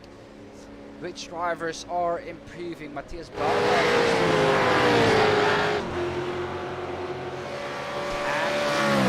Again, a right angle. Giving him the slipstream there, and those are some tactics there. Oh, but it does go a little bit wide, and that ruins the whole slipstream fast. Matthias Baldorf was improving, yes he was, but that has not given him the best exit, and he does go into the pit lane now. Benedikt Hochleitner, can he improve? And he's currently down in 60s. He's going to be the last one to come across the line, who is not going to come across the line. Low enough for him. Well, I think that's the grid set then for the first race. Yes, it is. And on to the starting grid we will look.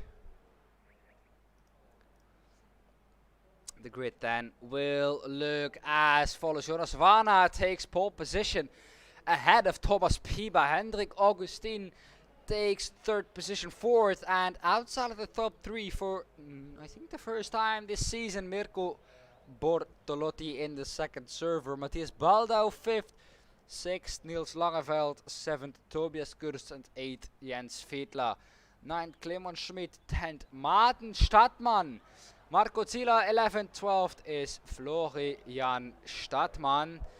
Then looking further on to the field, in 11th, Marco Zila, 12th, Florian Stadtmann, 13th, Jan Lins, 14th, Stefan Capella, Marcus Deutsch is 15th, 16th, Benedikt Hochleitner, 17th is Lucas Cambert at 18th, and last on the grid it seems like Stefano Pellegrino.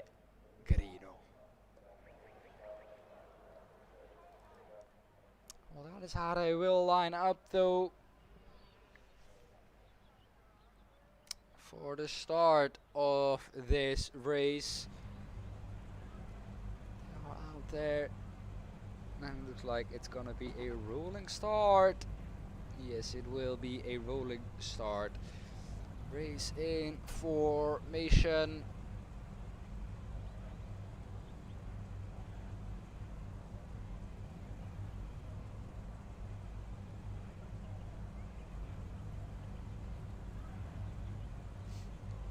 Looking on to the racing formation. Yes, 4.5 kilometers long this circuit. Temperature of the track is 24 degrees, way better than we had in the last race.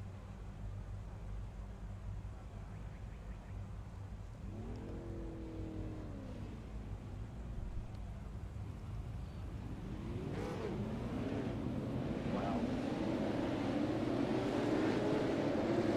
We are definitely underway now.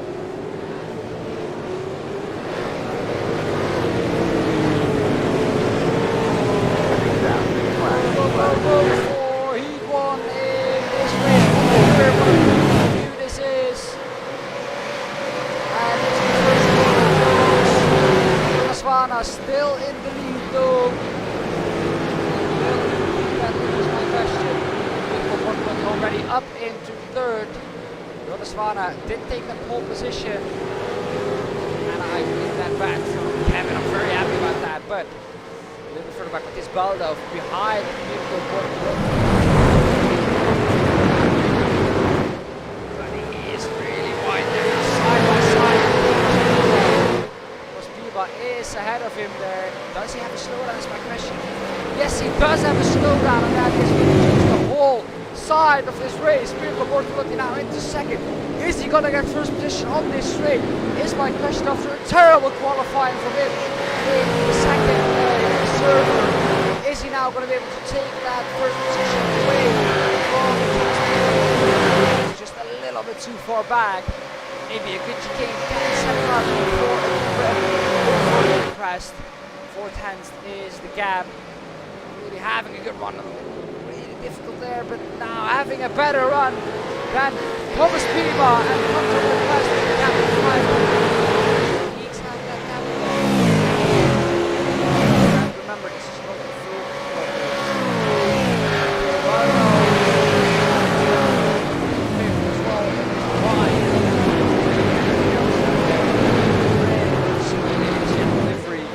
And he is out there and doing great as well. Into 50, yes, but he has Baldo was before, just right ahead of him. Jonas Vana has made up some positions again.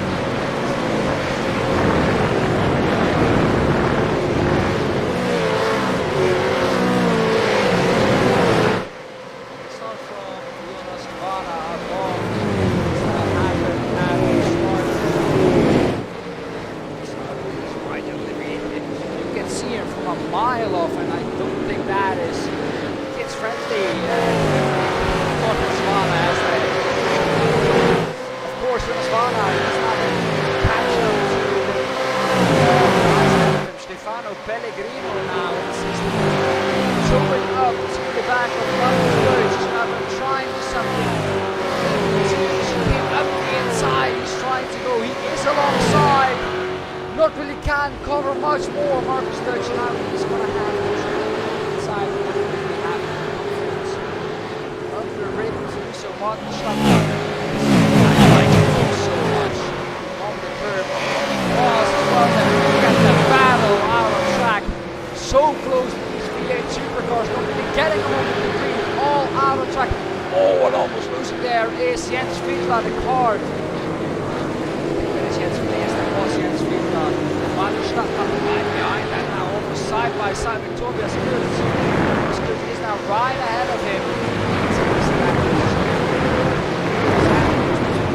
Here's our red boys.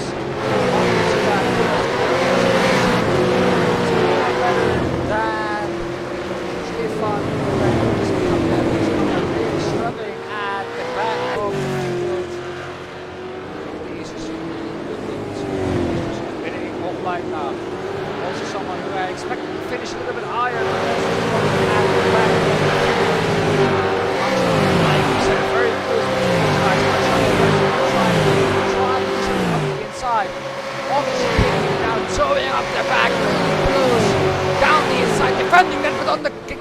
across is Tobias Kurz.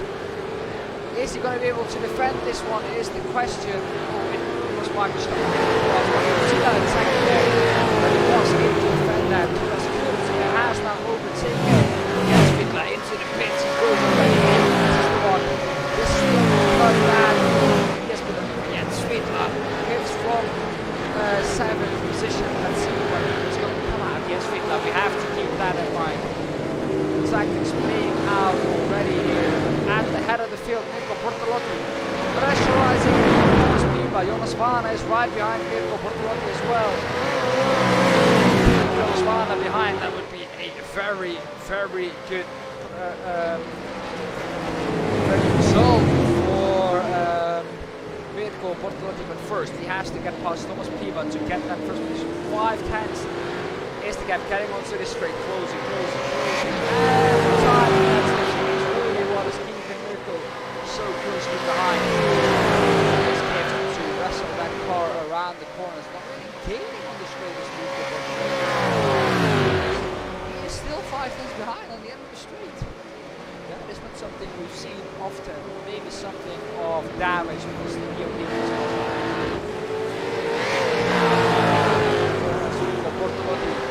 does really get some pressure up the back of Thomas Piva. Jonas Vana hitting very early again. He's going to try and get an uppercut done again. So we are now pressurizing Thomas Piva. Niels Langeveld now up in third, being pressurized by getting on the grass there.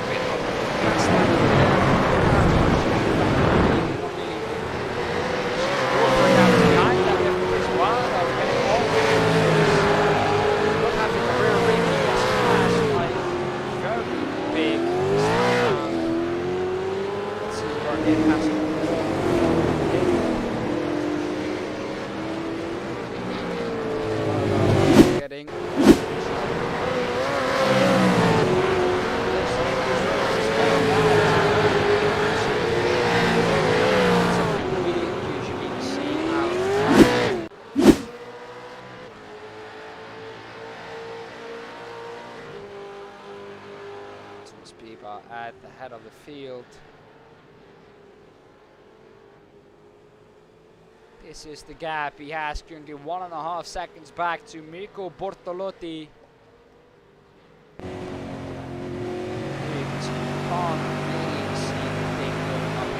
It's very difficult to see as we're over halfway now in this race. Strategy very much a thing downhill, as you're gonna see here. Very, very difficult. Not full throttle like it is in most downforce cars or GT cars. These cars have been overfinished here on. Now he has caught up to the back of Thomas Piva in that first sector, but he is doing some massive fuel saving as well.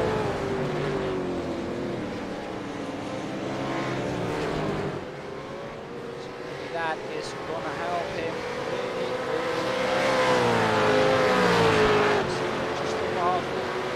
Maybe Mirko Bortolotti can with 0 pit stops, or you just get a short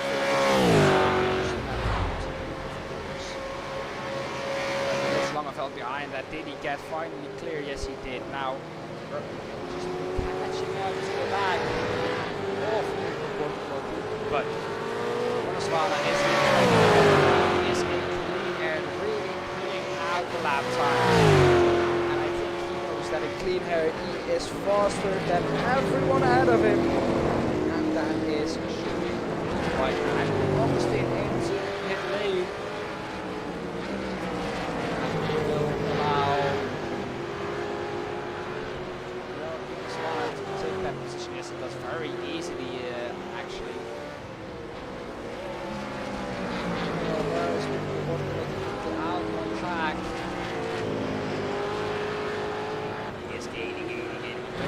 As well. He has to hope that these guys just pit before he catches up to him, otherwise he is going to lose time, but that is still a long, long way ahead of it, although he is catching up in a rapid pace.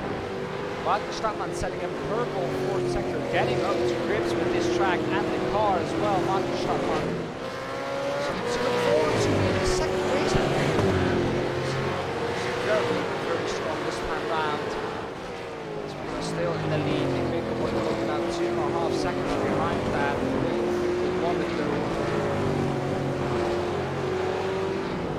Back, Marco Zila is currently in 5th. Specializing Tobias Kurz, and right behind that is Jatlins as well. Birch is specializing Jonas Vana as well. Now half caught up to the back of Billy Hochleitner. He has to let these guys pit within the next lap, otherwise he is gonna lose some time. Vana maybe trying it up the inside of the first corner. He knows that he's faster than these guys, but he can't really push it. Oh, uphill. This is where he really gets closer, maybe up the inside here. Does not help. He is so close. This is frustrating. He had the clean air. Oh, trying to go up the inside, unsettling Bennett Hochleitner. Not really the smart thing to do, because it's not really an overtaking opportunity there. And we saw that go down. Jonas Vana now almost pushing Bennett Hochleitner. Now trying to go up the inside of Bennett Hochleitner. Really defending hard there. And now going wide there. That's pretty much deserved. Reactive defensive driving is not really good. You see that that's going to cause crashes at some point. We almost did here Jonas Vana, but inside for the next chicane as well. It is going to be close to. He had the worst run than Jonas Vana. He's going to have to outbrake him again here, and he is going to be able to do so alongside of that. Oh, and he loses it! Jonas Vana keeps it on the track. That is amazing. That is absolutely amazing. Losing it in entry, but still almost a block pass past Benedict Hochleitner. That is amazing to see. Niels Langeveld in the pits. We'll see how many seconds he will come out ahead of that duo. That will give us an indication of if he will come out ahead of Mirko Bortolotti. And really close with Thomas Piva. But let's look at that again. Let's look at that again. Losing an entry, really breaking a little bit too hard. And giving it a block pass. That is passing off track. But that is an amazing pass to see. Definitely something to get in the highlights for next season. What a pass that was. Oh my god.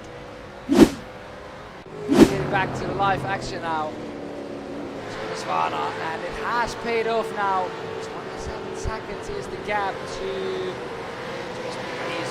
Thomas Biba. I think will come out ahead of Jonas Vana, but he will be ahead of Mirko Bortolotti and Marco Zila. 7 seconds. With this being a long pit lane, but also having a shortcut to second corner, I think this will be a very interesting pit exit. Jonas Vana gaining on Thomas Piva. Mirko Bortolotti again being able to continue. 12.5 minutes, I think this might be the last lap for Mirko Bortolotti. Has he keyed this out again perfectly? It could be.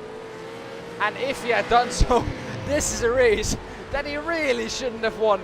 But he has won on tactic then. But I'm talking maybe a little bit too early. It's 17.5 seconds. He has the time to slow down. For a timer to run away and just give it the last lap time if he's not comfortable on fuel. But if he is comfortable on fuel, trust me, he is not gonna push. Oh, he is not pushing.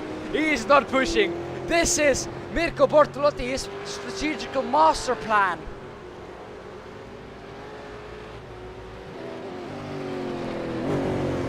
Is he still able to do this though? Yes, he is. The clock is ticking away. And this is going to be the end then maybe, or isn't it? No, it's not going to be the end. It's white flag. This time around then he's losing time rapidly to the rest of the field, but this is Mirko's strategic master plan. This is what I said, maybe he doesn't have to pit anymore, and then it would be a strategic master plan. This is amazing to see. 14 minutes this race is long. Next race he really does have to pit, but because the next race is going to be 20 minutes long, but this is a strategic master plan, if it pays off, of course. He is just keeping in that clutch as much as he can, losing time to the guys behind him, but this is just amazing to do. I didn't think he was going to be able to make it on fuel, but he definitely seems to be able to.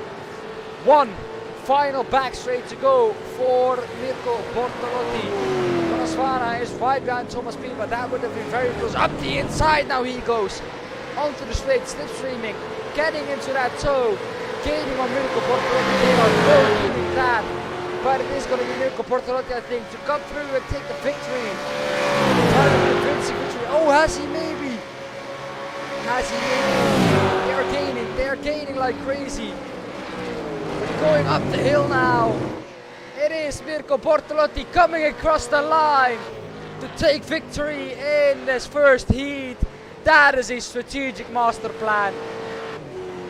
Jonas Vana ahead of Niels Langeveld. Oh, there has been a touch there, I think. Let's see that overtake again. Oh yes, that is a touch, and I think that is closing the door on another driver. Jonas Vana had nowhere to go. Back to live action though, still some drivers need to finish this race, but what a race that is. And I need a moment to breathe again. What a strategic master plan from Mirko Bortolotti.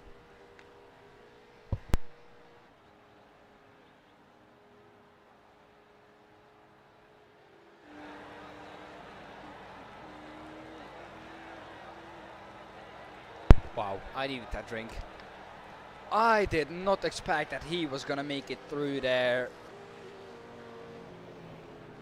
I did definitely not expect that. Well, well, well. Is he gonna be able to do that though in this next race as well? By just saving a whole lot. It was so close on the beginning.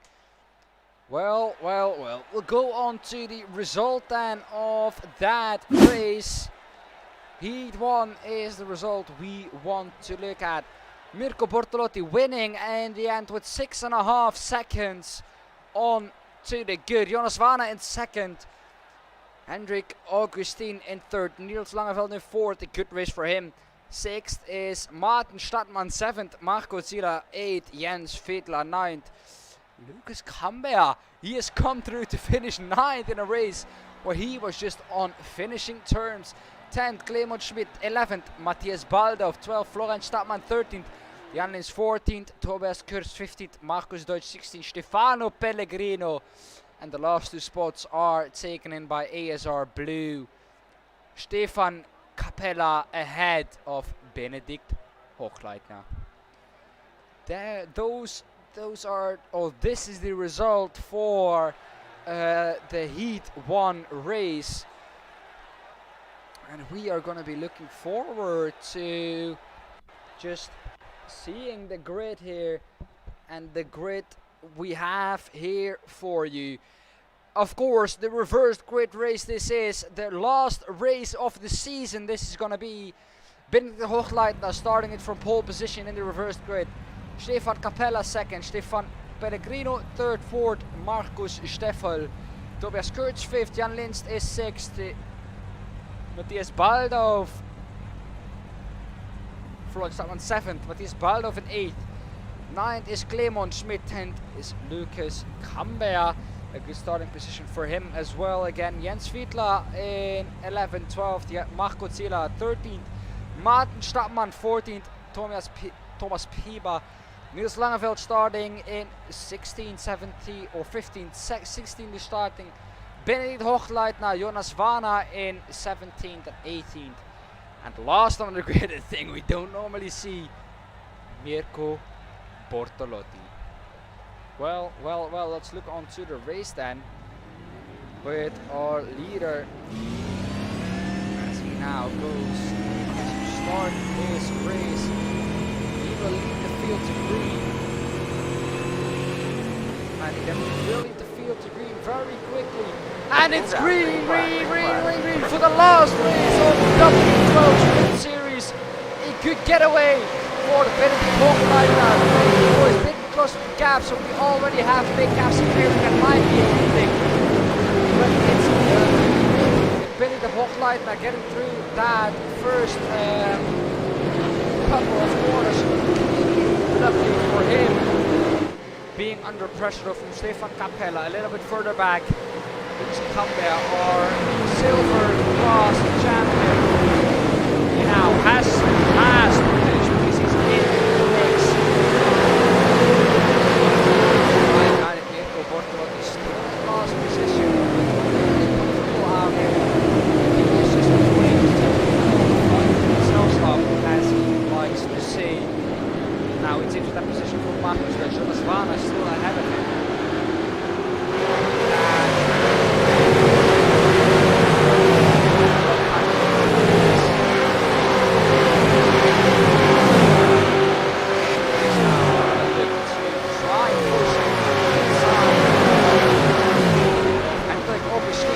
Outside it's going to be actually off the chicane. He's going to be better of it. And Bortolino behind, they're getting very close though. He's almost pushing and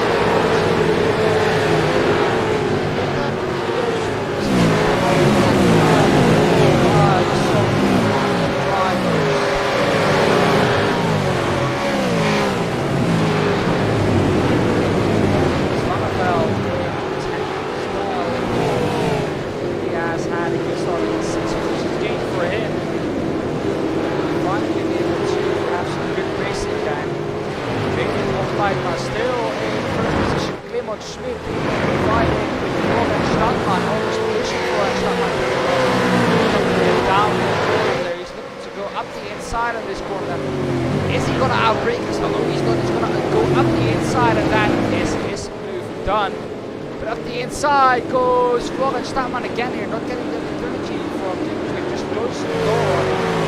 Now,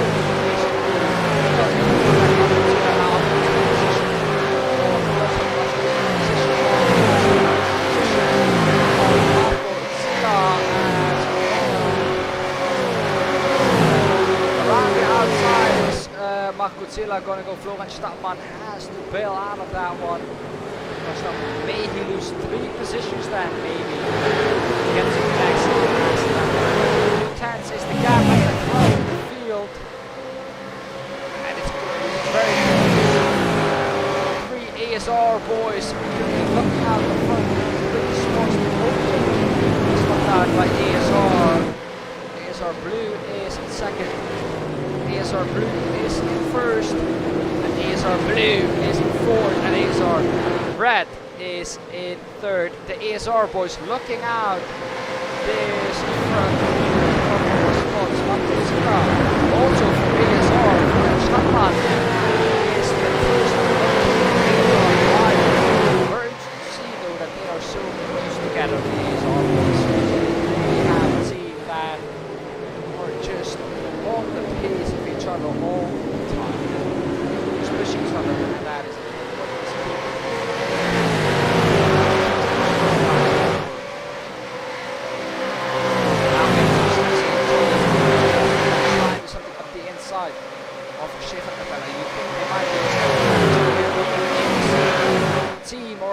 for the same brand, but they are not really pushing each other, giving Benedict Hochleitner a little bit of a hurry up. 20 minutes, like I said, is wins.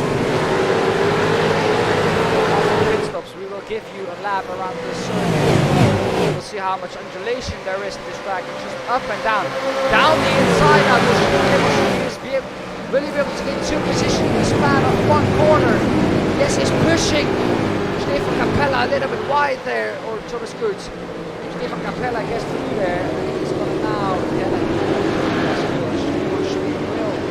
get ahead of both of them, and now he will be able to try and push Benedict Hochleitner will try and get past him.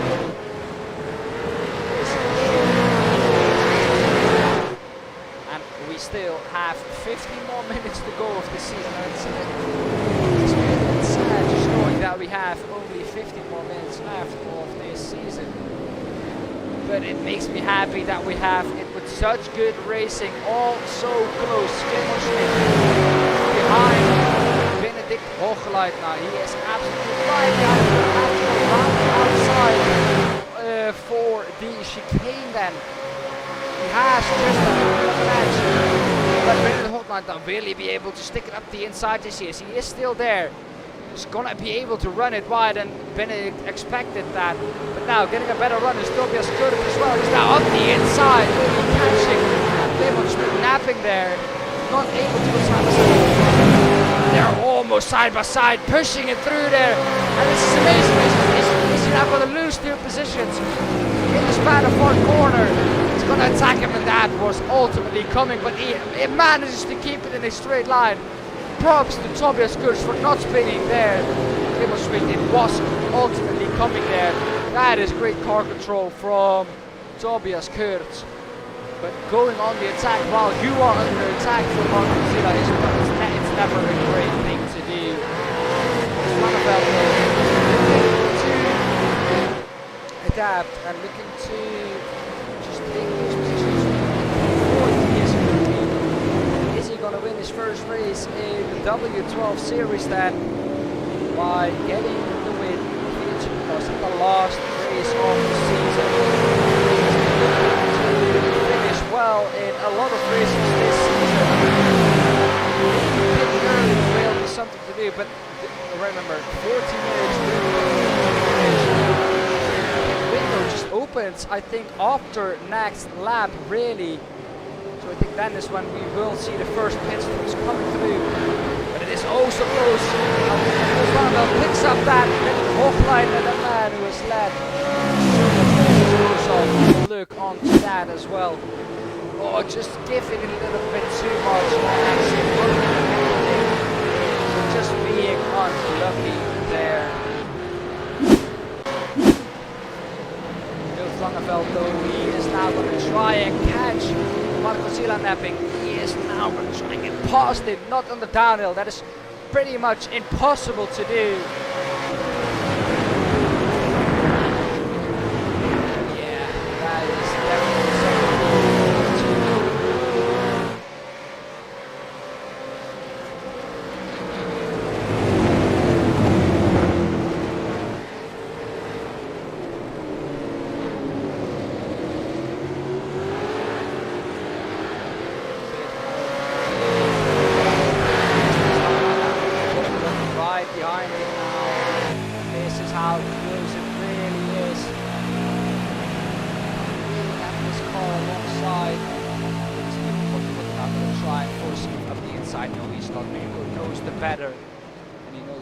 To stick that up. He can't stick it up the inside. Now Niels Slangenveld getting the better exit. Marco Zilla now is going to try and go up the inside. No, he's not. Mirko Bortolotti though. Now he's going to try and get that undercut going into the pits. He goes. We'll see where he comes out. Niels Slangenveld though into the lead. He goes. No, he does not. I am sleeping or something. I'm daydreaming. He is not going to go up into the lead. He's still in third position. Although these guys have been fighting for like the whole 10 minutes now. Like I said, this lap, you've seen people coming in, but not the one I expected. Not Mirko Bortolotti. I expected him to do this master lap again.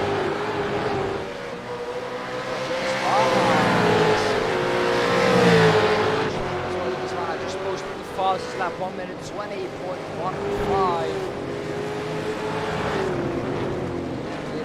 Now out of the lead. We know how good he can be out of the lead, but he seems to be struggling a little bit. The one who has really struggled down.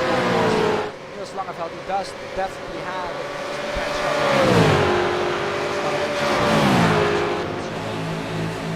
down the inside of Tobias Kurz. He was not really covering this up off. He does know better than Niels Slangenveld. Has been overtaken by Marco Zilla. Taking that in. He now goes into the pits.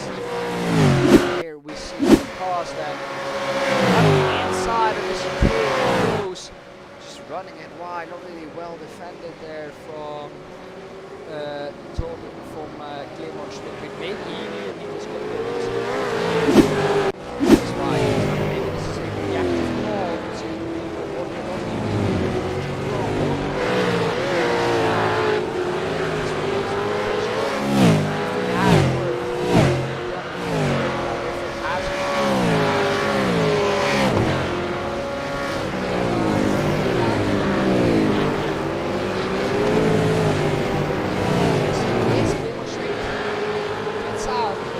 behind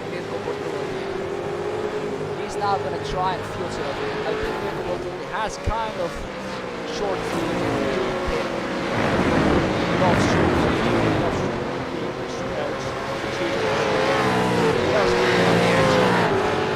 as he maybe just got a strategic pass and again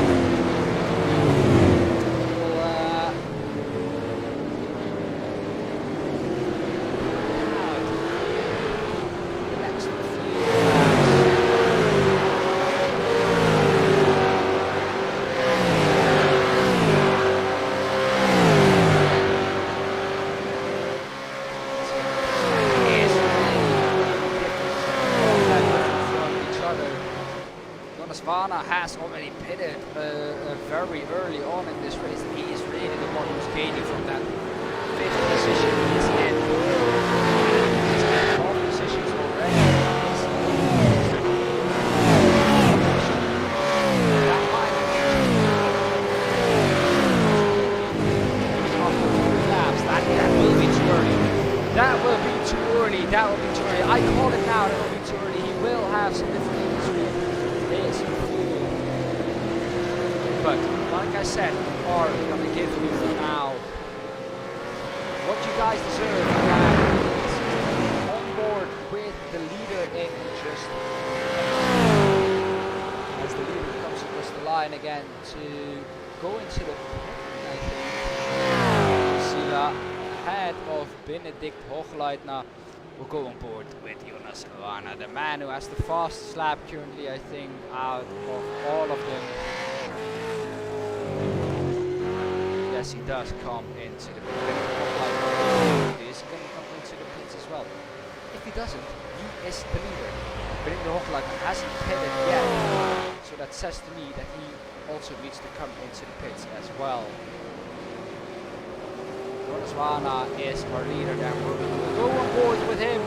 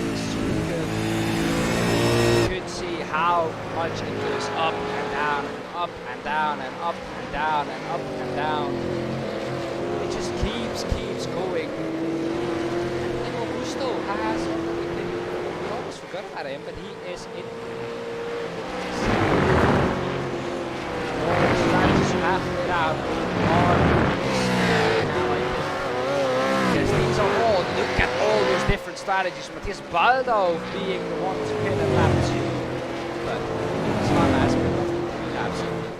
I thought that was going to be a little bit too early, and it might prove to be a little bit too early. This is just a lap that we can take before. I think that is just on the edge as well. We have to see now.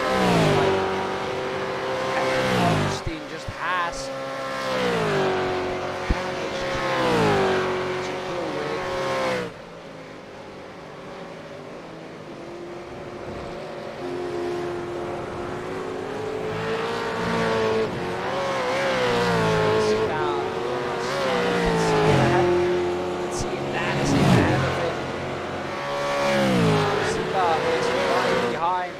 Bortolotti for the first time under pressure really from race. That means Mirko accepting pressure from someone else. Over reverse this time now. Back into the sim racing groove yet.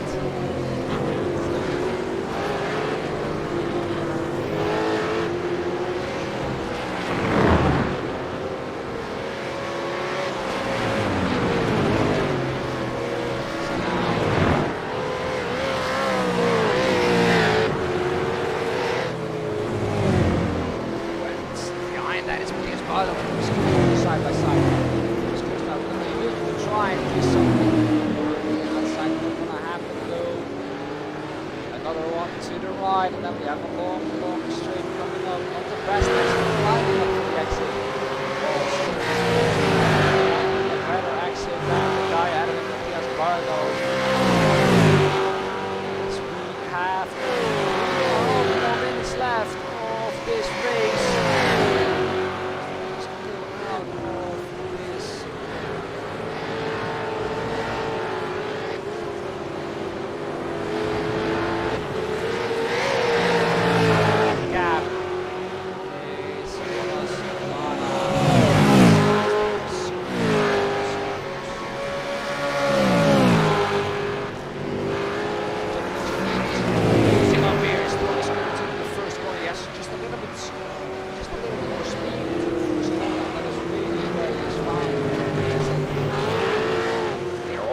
Getting a bit loose there still, but good. That didn't look great.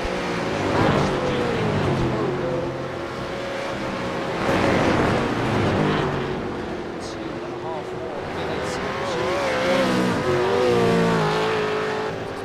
Is Venezuela going to start the last lap?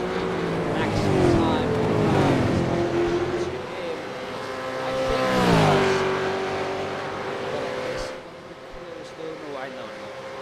he's gonna have another lap, 2 laps. Is he gonna have enough fuel is the question. He pitted on lap 3 and without saving I don't think he has enough fuel. And he is not saving now. And on to the second to last lap of this season we go. Sadly it needs to say that it's the second to last lap, and it is the reality. Every good thing has to come to an end, and sadly that is this series as well. But still, we have another lap to go after this one. It isn't in the bag for Jonas Wana yet. He can still make a mistake, still slip up, and then finish outside of the top 10 maybe if it's a big accident. And they are still close as well.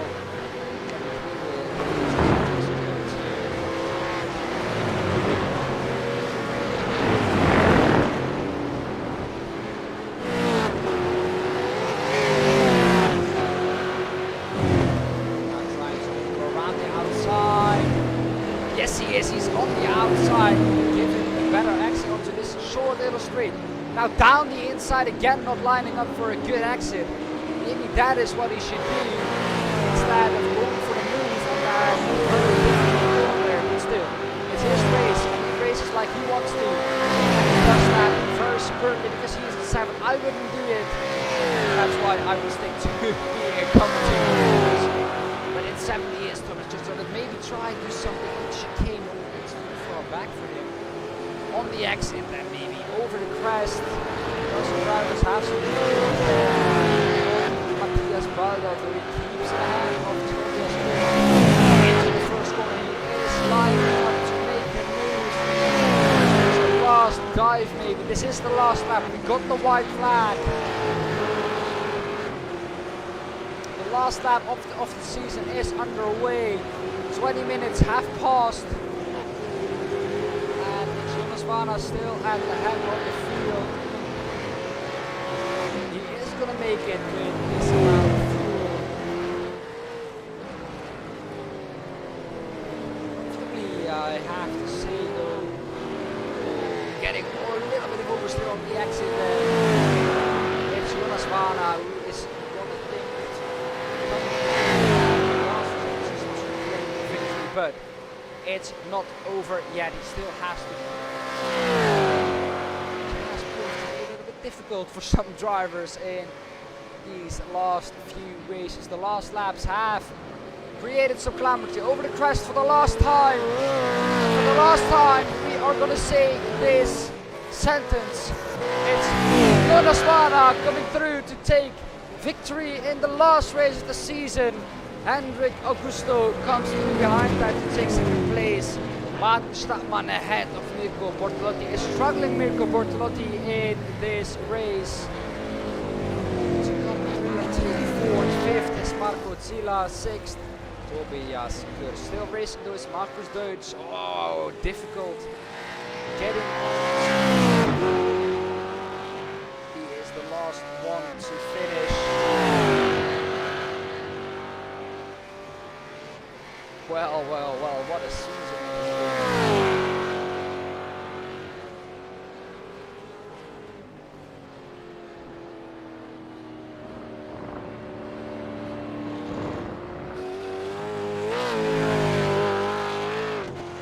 He eventually gets through to Niels Langeveld also dropping away there, not really knowing what happened to him. He needs to be set for a very good result as well there, but just not happening for him, it looks like.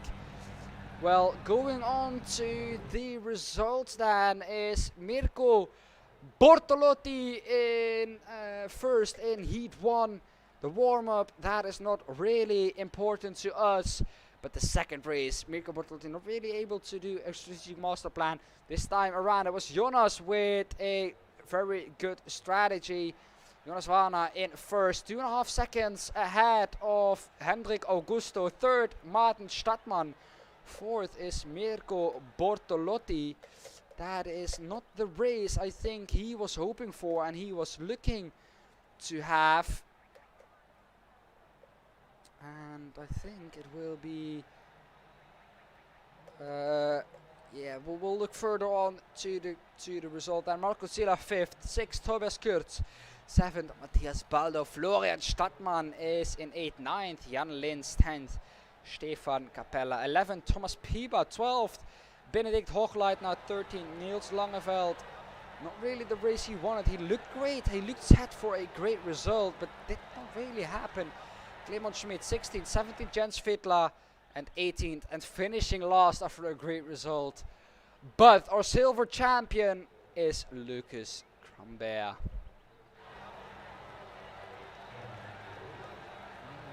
We look on to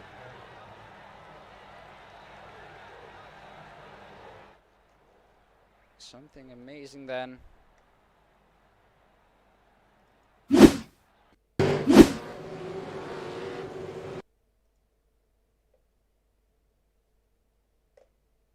Hello.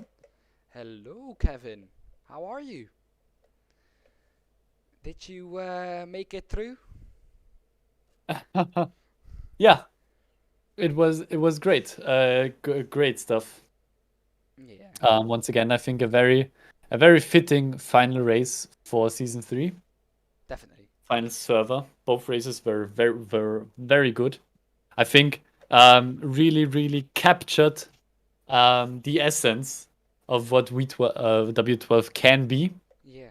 With the first race, with Mirko performing the no stop.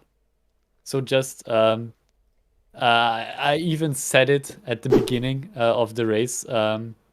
Maybe if the pace isn't enough, you can try doing it by strategy, and that's what Mirko did. I don't think he was the fastest guy in the second server, He Yeah. definitely wasn't.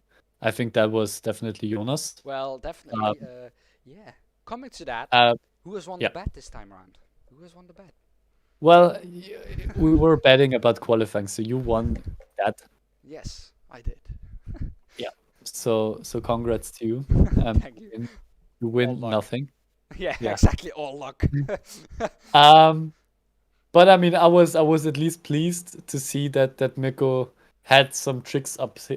his sleeve, and managed to pull out a very impressive victory in that first race. Yeah. Which I really didn't expect. I didn't think that the no stop would work. But I mean, the track is pretty short, so with a lot of hard braking zones, so Yeah. it worked out for him. It was close at the end. I mean, the gap dropped down quite a bit, but props where they are due. He's done a great job. And again, in the second race, Jonas Wanner, the guy who, as right when we started opening up the the strategies by increasing the fuel the drivers Yeah. can take on. He was the first guy to really jump on that and pit way earlier than the competition, so always going for the undercut. And this time in the reverse grid race, it has worked out Yes. brilliantly because he won Yeah. from and he was not on the cards at any point during the race, but as soon as everybody was in the pits, he was just first. Yeah. Great I job. Great job by Jonas. Yeah. I I I thought because we had the pit stop graph in the stream, I thought, look, this is early, man. Is he gonna be able to make it? It's gonna be close, but of course, like you said, in the heat of the moment, I did not think about that you could take more fuel on board in Yes. the feature. But Which Kevin, yeah. it looks like we again don't have a lot of interest in our beautiful voices. Yeah, Um, maybe I mean we are in the final race. We have talked with Mirko last time round about the season as a whole. yeah, So I don't think we need to do it again as much. I think we'll just interview each other. So yeah, then, looking back, 6 weeks of W12 Sprint Series, yeah. your first time round. Um, how was it? Like from our Well, perspective, because we haven't talked enough yeah, up until now. So from your perspective, looking back, so maybe do you have some highlights, some lowlights? What do yeah. you remember most about this first season? Really, so the only little bit of lowlights that I have really is the starts at, I think it was Road America in the LMP2 field. That was the only thing where I thought, like, look, guys, I am, I, I thought you were better than this, but it was that race, and I expected better from them, and it didn't happen after. So it was just the incident happened, and that was everything. But a lot of highlights for me in this season. I think my favorite one is from 3 weeks back now, because we had a little bit of a longer break than we wanted to, but Yeah. it's that very close finish at Daytona. I don't remember exactly between who it was, but Yeah. it was amazing to see. You couldn't even tell the difference if you looked at it, if you paused it at the No. exact moment that the both splitter of the cars crossed the finish line. It was so you couldn't even see it. You couldn't even That's see it. yeah. It That was that that was close. absolutely brilliant stuff there. We've had that a couple of times this week in Interlagos. I think we had one finish and one in Road Atlanta. So very close finishes, but of course Yeah. nothing beats that Daytona finish No. between Piber and Riemer. I know it because my teammates, of course. Um, so I remember that one very Yeah. fondly. And yeah, of course, you've mentioned it. LMP2s at Road America was a bit the lowest point of the season, Yeah. but stuff. I guess it happens. Yeah. Well, my personal lowest point of the season was actually the first race. I had the big the big mama virus, and Yeah. at that point I couldn't really commentate, and it was a really, really awesome race. It were two really awesome races. I tried my best to commentate. You can Yeah. hear that I wasn't really on it, and then the second race at Suzuka, I know it like it's yesterday. We had some amazing racing. We had some things happening in the last lap. A last lap dive bomb, which didn't really result in that good of an outcome. But hey, Yeah. it was amazing racing, and It was great. yeah, these things happen on last laps, and you learn from it. They learn from it, and they move on. We haven't seen it happen since, so they definitely did learn from it. And yeah, I think that was my lowest point, just not being able to commentate on such great racing. I think because I really have enjoyed this season. I mean, with the racing we've seen, it's not quite up there with the PRL TCR series. That is on a whole other level. I don't know why, but those cars with on the small tracks. We have Lime Rock Park tomorrow, and that track is like under a minute. And with if all drivers show up, you can't even get half a second in qualifying between every car. Tell me how that is gonna play out. So, but I mean, this season is right up there. It's a very close second. Yeah. The racing has been unbelievably great this time around, this season. The drivers have done a great job. Definitely. And we've had very good competition at the top, in the middle, at the bottom. So all around, the drivers had something to do, and I think that's also really great for the drivers themselves because nobody should be bored usually when driving in the W12 Yeah. race. So that was pretty amazing, Yeah.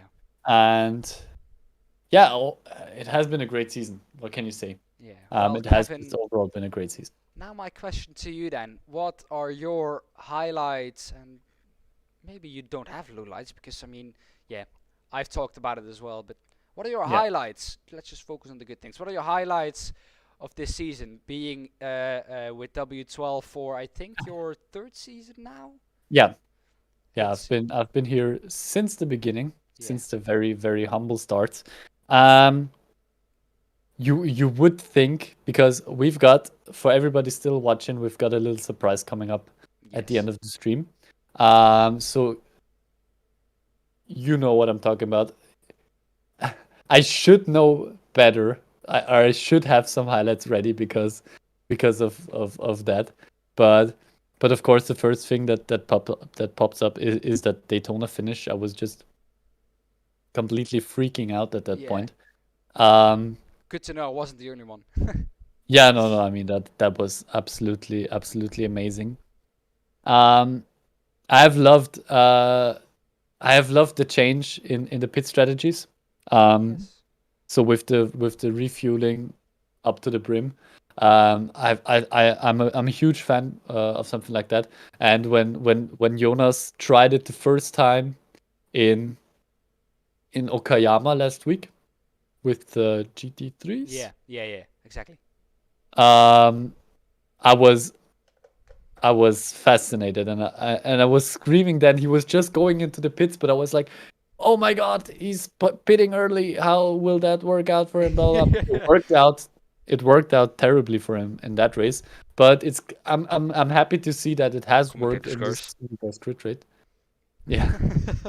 I'm happy to see that it has worked in this reverse grid race because it just shows that being smart with your strategy can work out brilliantly if you can get it done. I think it could have worked good in the first race as well, but he just got stuck behind another car, and the same thing happened to him in Interlagos where he got stuck behind a slower car and he just lost time there. That's really the So only dangerous thing you have on the undercut, just getting That's the stuck thing. behind traffic. That's the thing. I mean, but I think if he wouldn't have had that, I think in Interlagos there could have been an even better result for him there as well. Yeah. But still, great results from him. Great driving. Just I think the highlight was just having so many so talented drivers in the field. I mean, we're talking about Mirko Bortolotti, of course, but again, Jonas Wanner, great driver. Henrik Augustin hasn't been here all the time, but I mean, you have seen it tonight how fast he is. I got a Martin Stadtmann, of course, as well, very fast. Gotta take some of my ASR guys as well. Marco Zeller, Tobias Kurz, Thomas Pieber, also always on the pace there. So we've had a very, very good field this time around, and it can only get better from here, I think, driving wise. Yeah, well, the guys have set a very, very high standard for next season, so they're gonna have to do their best to try and beat that. Because I mean, I have enjoyed this season so much, and I'm looking forward to another good season. Yeah, I'm thrilled. I can't wait, to be honest. It has been a great time, and we have had some more highlights than just what we have talked about. Yes. And should we? Yeah, I think if that's all, Kevin, we can round it off and just round it off. So yeah, we have talked about it.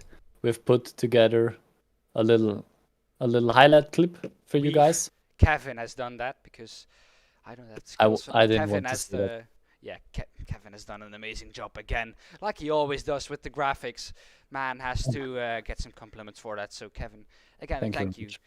Kevin, for me, So I want to thank you for an amazing season. Definitely looking forward to season 4 with you. It was a great time. I was having a lot of fun. Good fun also analyzing the races in between and after with you. I hope we can continue that in the next season. We also, to our viewers, everybody over there on the English Channel, alle hier im deutschen Chat, die noch da sind. Danke an euch auch fürs Zuschauen. Danke, dass ihr der W12 loyal geblieben seid, auch über den Wechsel von Twitch auf YouTube. Thank you everybody on the Platinum Racing channel for watching. I hope you guys enjoyed it. I hope we will be able to talk to you next season as well. Yes. And that you will be there as well, of course. And yeah, thank you, Dan, as well. It has been a pleasure. It was a lot of fun commentating this with you, and here's to many more. And and if you don't have anything more to say, I think we should leave them with our highlights. Yes. Our little highlight package. So guys, the highlight video Kevin has made, we are gonna put it on screen for you. That will be the end of the stream. It will be the end of a very, very good season. I mean, the guys have set a very high standard for next season, but I'm sure that next season we will come back, and we will come back better, stronger, and with even better drivers. They will improve themselves. Thank you to you, Kevin. Thank you to everyone who has viewed this season, and we hope to see you in the next season. I hope you enjoy Kevin, his highlights video.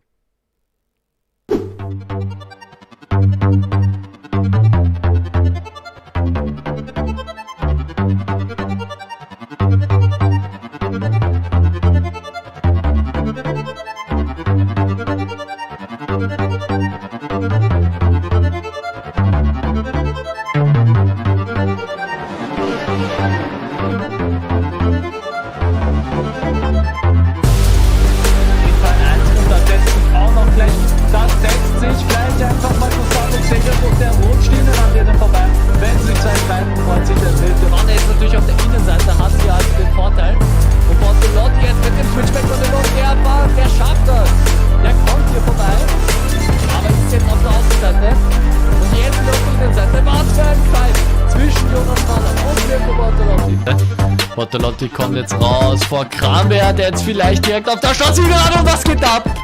Und Bortolotti, der arbeitet schon am nächsten Überholmanöver. Der arbeitet schon dran an, Marco Zeller im Porsche vorbeizugehen. Wie gehabt, Markus Deutsch kann seine Führung da halten. Oh, der Ferrari, das war ein Sprung. Nicht allzu weit die Strecke runter sind, so wir bleiben jetzt aber trotzdem auf dem Kampf. Vielleicht jetzt Rambö, jetzt ist er schon früh vorne, er hat jetzt sehr spät gebremst. Wanner bremst spät, aber macht das gut.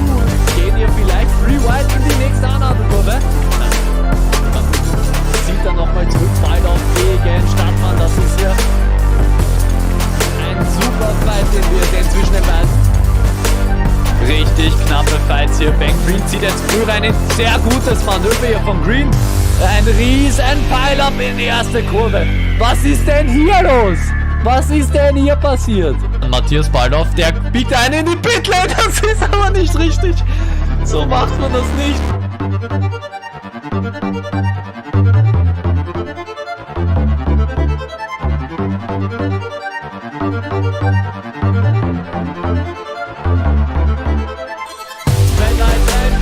Green und das ist zu viel.